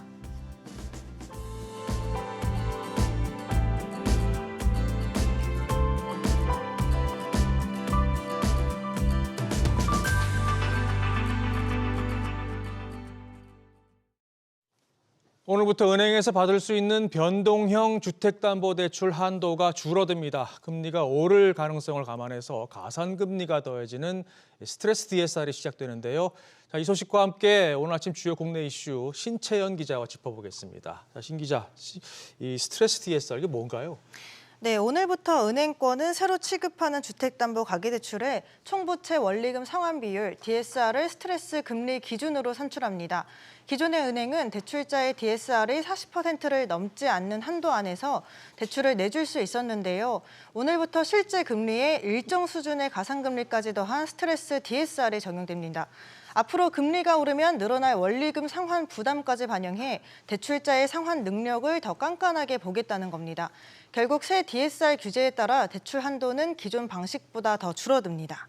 네, 한 가지 덧붙이자면 이제 오늘부터 6월 30일까지 적용되는 스트레스 금리는 0.38%니까 참고하시기 바랍니다. 자, 다음 소식으로 넘어가 보죠. 정부의 기업 밸류 프로그램 세부 방안이 오늘 나오는데 기대감이 커지고 있죠? 네, 정부가 오늘 기업 밸류업 프로그램을 발표할 예정입니다. 증시에서 가치를 제대로 평가받지 못하는 기업을 상대로 가치를 높인다는 취지인데요. 밸류업 발표를 앞두고 증시 대기 자금이 증가한 걸로 나타났습니다. 투자자가 주식을 사기 위해 증권사 계좌에 맡겨두는 투자자 예탁금은 지난달 말 약 49조 8천억 원이었지만 최근 약 53조 6천억 원으로 한 달 만에 4조 원 가까이 늘었습니다. 개인 투자자들이 빚을 주식을 사는 자금인 신용거래 융자 잔액도 같은 기간 5천억 원 가까이 늘었습니다. 다만 일부에서는 과열 상태로 판단한 매물이 나올 경우 지수가 조정 국면을 거칠 수 있다는 전망도 나옵니다. 네. 자, 마지막으로 스페인 바르셀로나에서 MWC가 오늘 개막을 하는데 우리 기업과 관련해서 관전 포인트는 뭔가요? 네, 전시회에는 삼성전자와 SKT, KT를 비롯해 국내 기업 165곳이 참석합니다. 기업들은 다양한 AI 기능을 선보일 예정인데요. 삼성전자는 스마트 반지 갤럭시 링의 실물 디자인을 최초 공개합니다. SKT는 고객 지원 AI 컨택센터를 공개하고 KT는 AI 반도체 등을 선보일 예정입니다. 그렇군요. 신채연 기자 잘 들었습니다. 지난해 은퇴 후에도 일을 해서 매달 286만 원이 넘는 소득을 올린 국민연금 수급자 11만여 명이 연금액을 감액당한 것으로 나타났습니다. 민주당 최혜영 의원실에 따르면 퇴직 후 소득 활동으로 번 다른 소득이 삭감 기준액을 초과해 국민연금이 깎인 노령연금 수급자는 11만 799명으로 집계됐습니다. 삭감된 연금 규모는 2,167억 원에 달했습니다.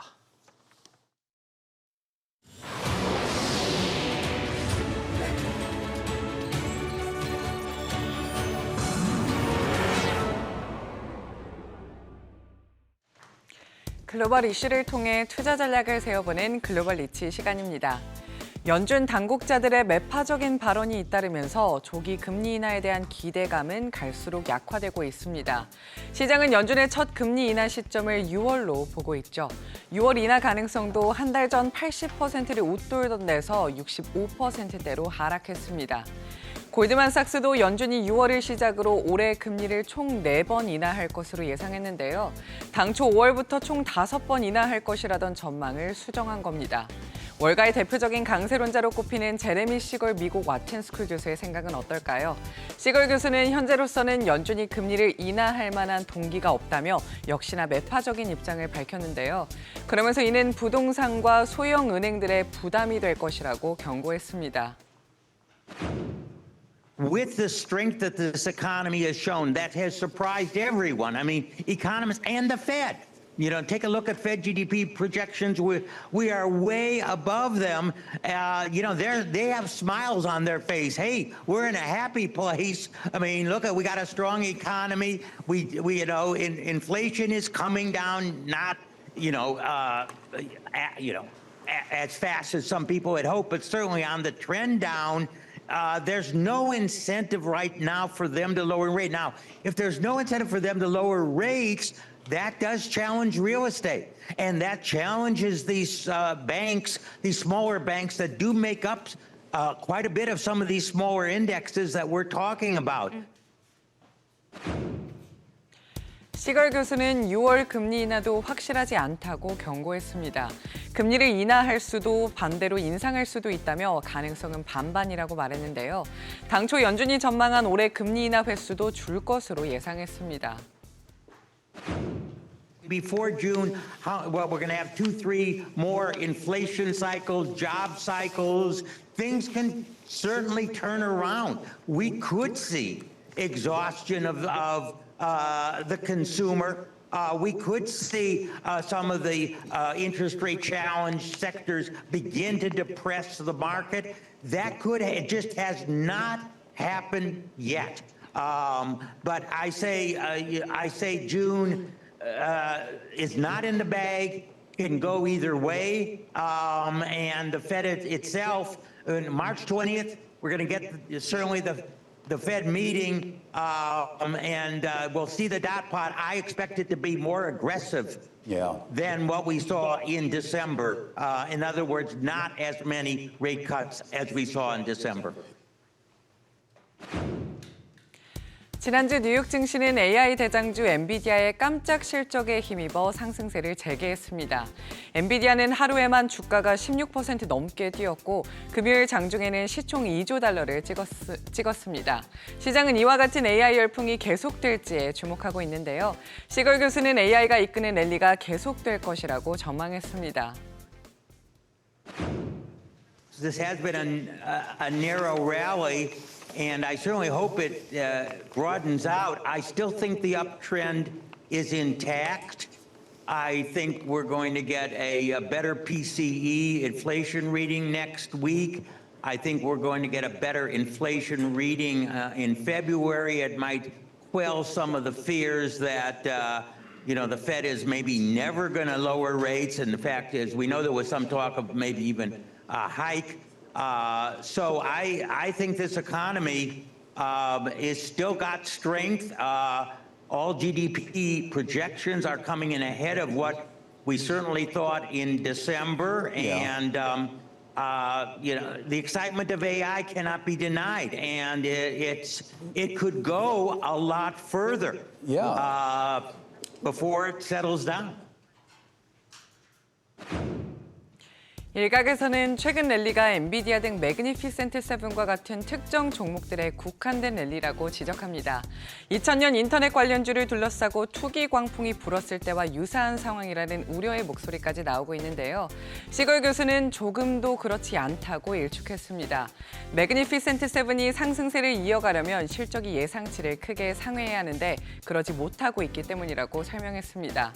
오늘은 월가의 대표적인 강세론자로 꼽히는 제레미 시걸의 분석과 전망 들어봤는데요. 강세론자답게 AI가 이끌고 있는 지금의 랠리가 계속될 것이라는 낙관적인 전망을 제시했습니다. 다만 연준의 금리 인하와 관련해서는 다소 비관적인데요. 그럼 오늘도 글로벌 리치와 함께 부자 되는 투자 전략 세워보시죠. Well, a lot of people have been saying, "Oh my goodness, is this like what happened in the internet in 1999 and 2000?" And we are not there at all yet. You have to beat expectations by a lot to get these stocks to continue to move up. NVIDIA did accomplish that in the last quarter, but we saw a couple of those Magnificent Seven that did not, even though they beat.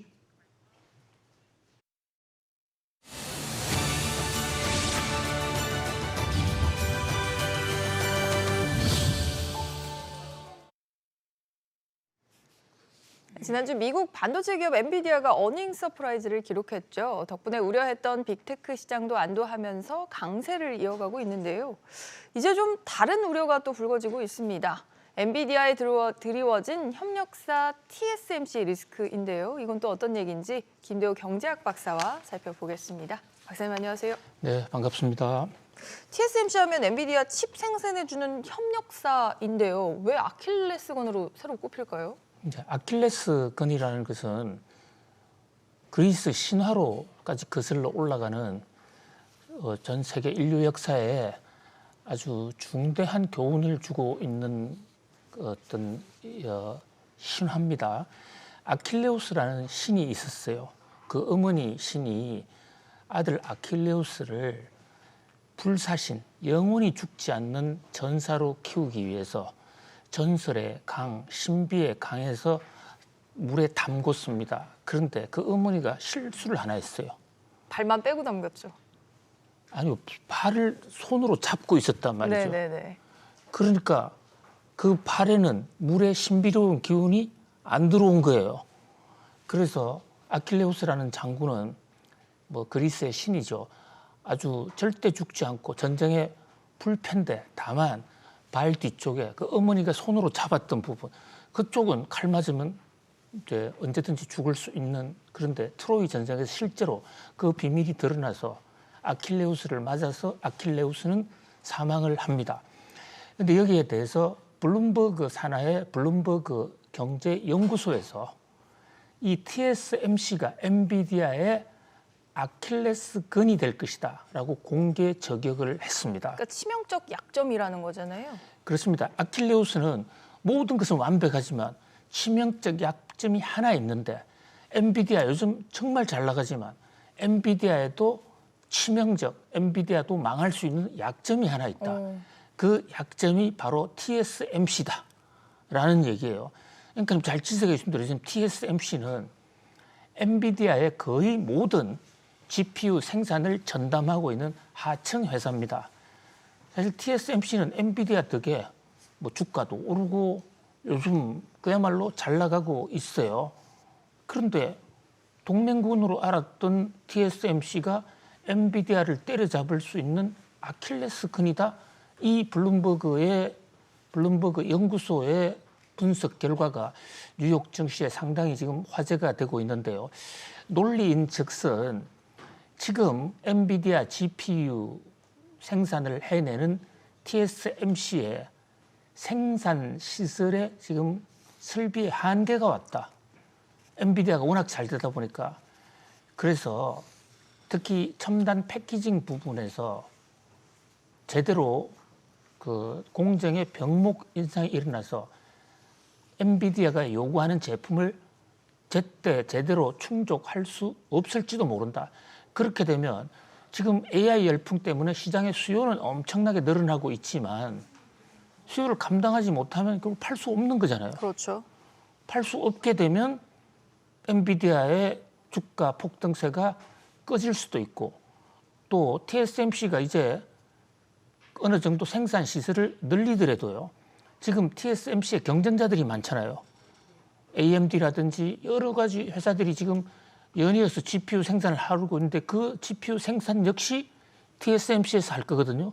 그럼 엔비디아는 이제 낙동강 오리알 아니 태평양 오리알이 될 수도 있다. 이런 우려를 했는데 사실 이 우려가 이번이 처음이 아닙니다. 엔비디아 주가가 아주 폭등을 할 때 엔비디아 주가가 폭등을 할 때도 실적 발표를 앞두고 많이 주가가 많이 급락을 하기도 했었죠.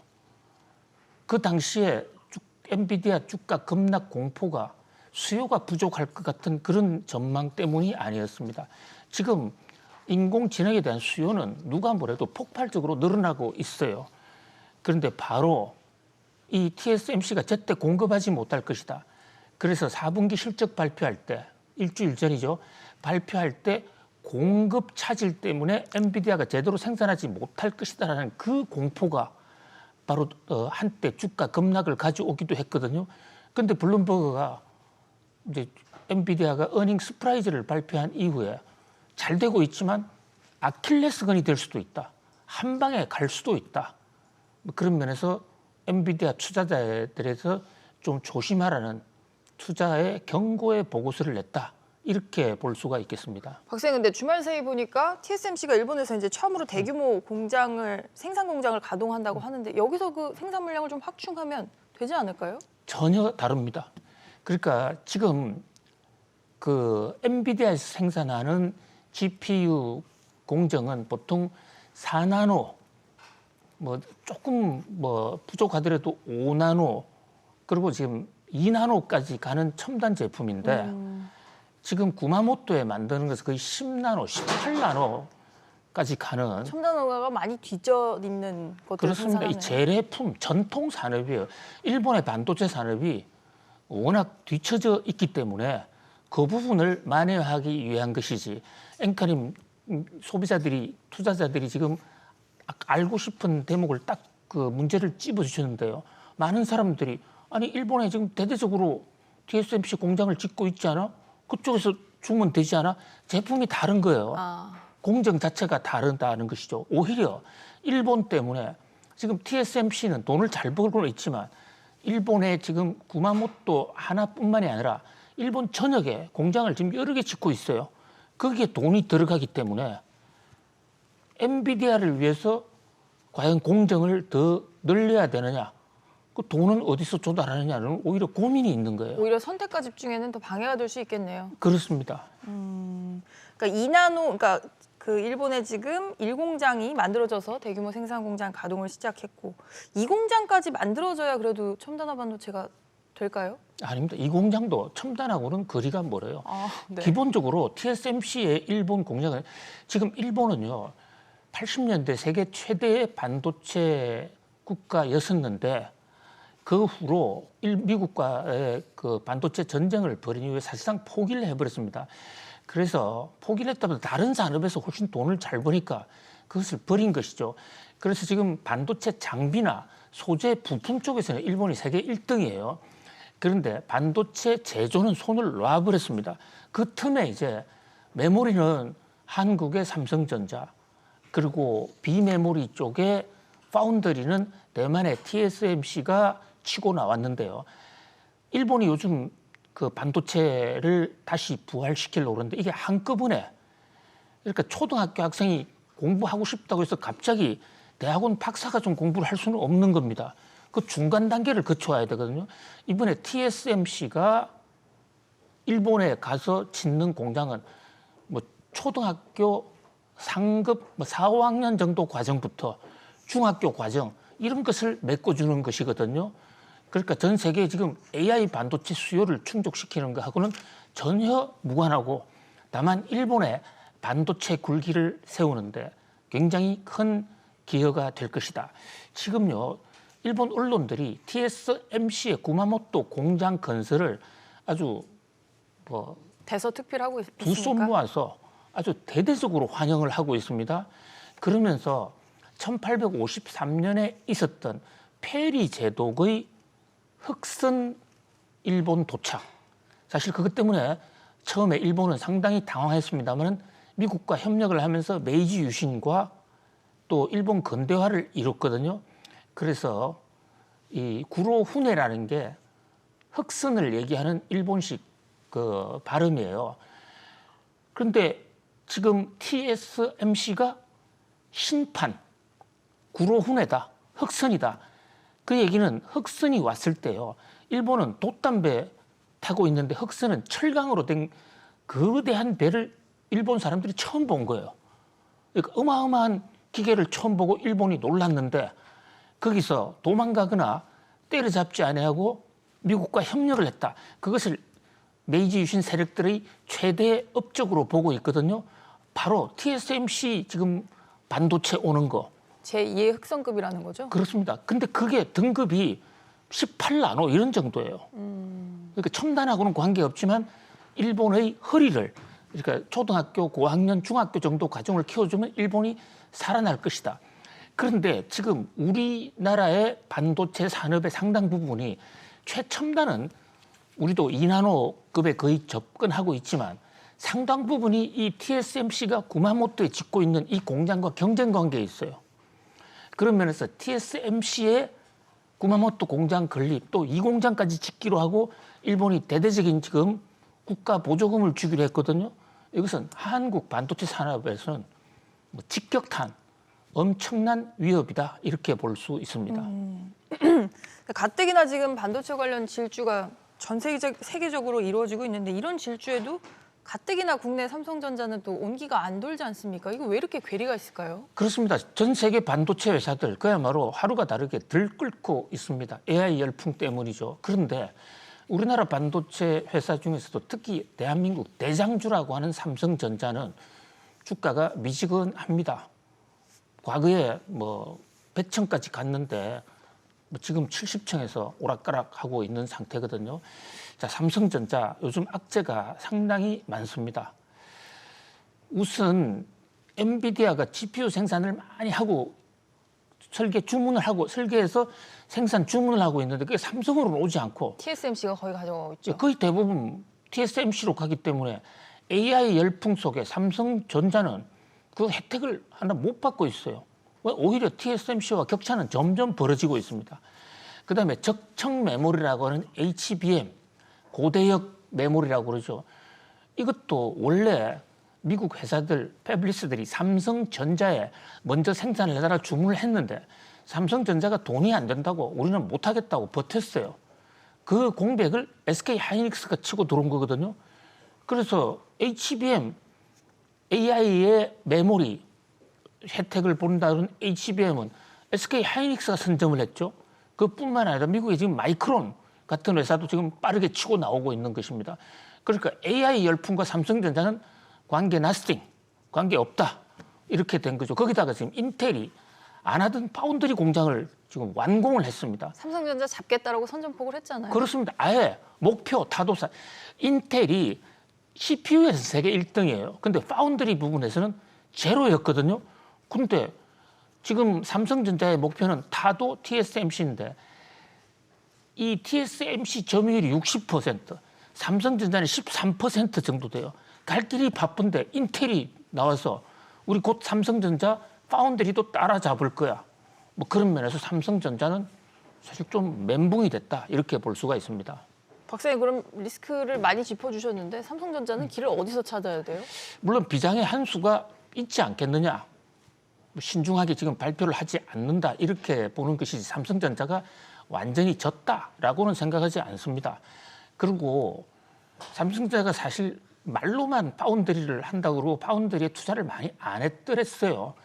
그런데 삼성전자의 최첨단 기술 자체는 지금 TSMC와 거의 대등하고 어떤 경우는 좀 더 앞서 있거든요.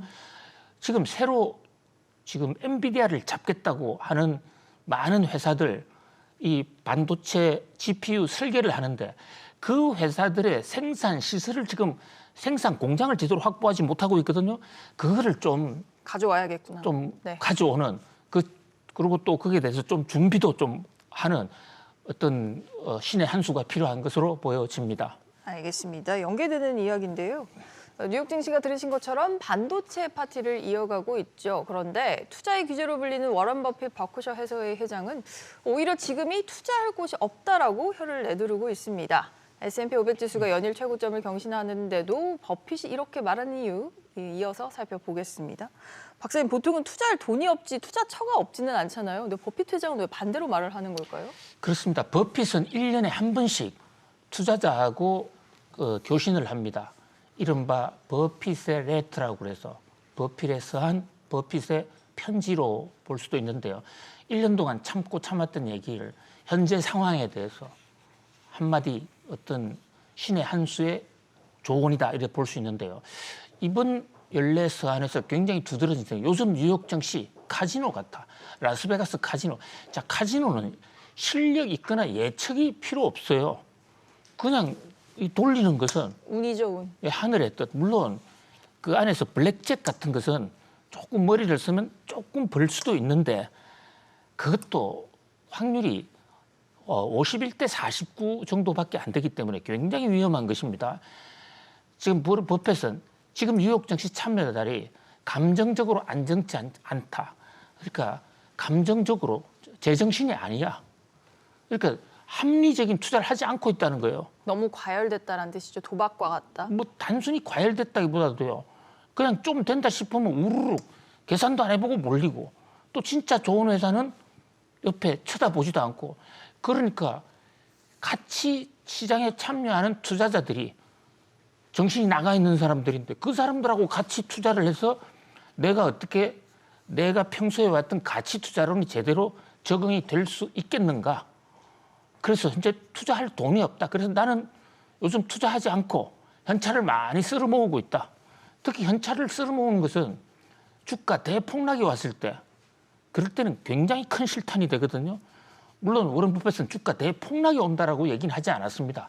그러나 카지노판과 같아 버크셔의 워런 버핏이 이런 식으로 뉴욕 증시의 투자자들, 동료 투자자들에게 아주 직격탄을 날린 것은 매우 이례적이라고 볼 수 있습니다. 지난해 4분기 실적도 확실히 잘 나오긴 했던데 포트폴리오도 좀 잠깐 살펴보면 좋을 것 같아요. 네, 포트폴리오도 새로 산 주식은 거의 없어요.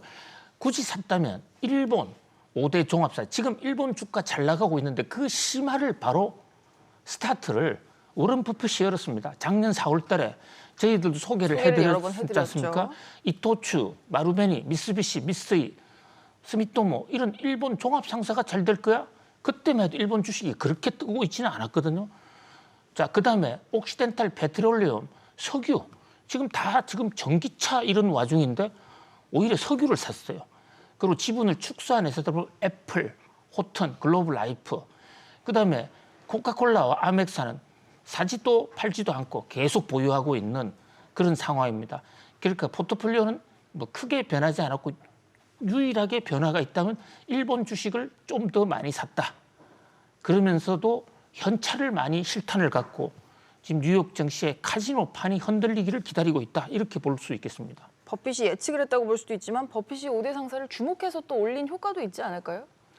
그렇습니다. 그것은 뭐 닭이 먼저냐 알이 먼저냐 하지만 어쨌든 뭐 서로가 물고 물리면서 지금 일본 증시가 굉장히 뜨고 있는데 버핏은 작년에 거의 일본 종합상사 외에는 주식을 거의 안 샀는데 버핏이 산 주가가 오르는 바람에 버핏은 그야말로 또 대박 투자로서 또 한 번 신의 한 수를 보여줬다라고 할 수 있겠습니다. 알겠습니다. 오늘 월요일 아침 저희 오늘 기업 오늘 사람이 준비한 소식은 여기까지입니다. 박사님 오늘도 잘 들었습니다. 감사합니다. 고맙습니다.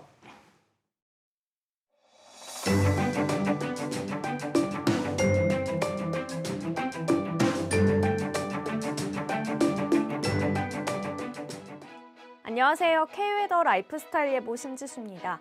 아침인 지금 중부지방은 곳곳으로 영하권 기온을 보이고 있습니다. 서울이 영하 1도, 춘천이 영하 2도 안팎으로 쌀쌀한데요. 낮에는 기온이 올라서 서울과 춘천 8도로 큰 추위 없겠습니다. 오늘 전국이 대체로 구름만 지나겠지만 강원 영동은 아침부터 눈이나 비가 내리겠습니다.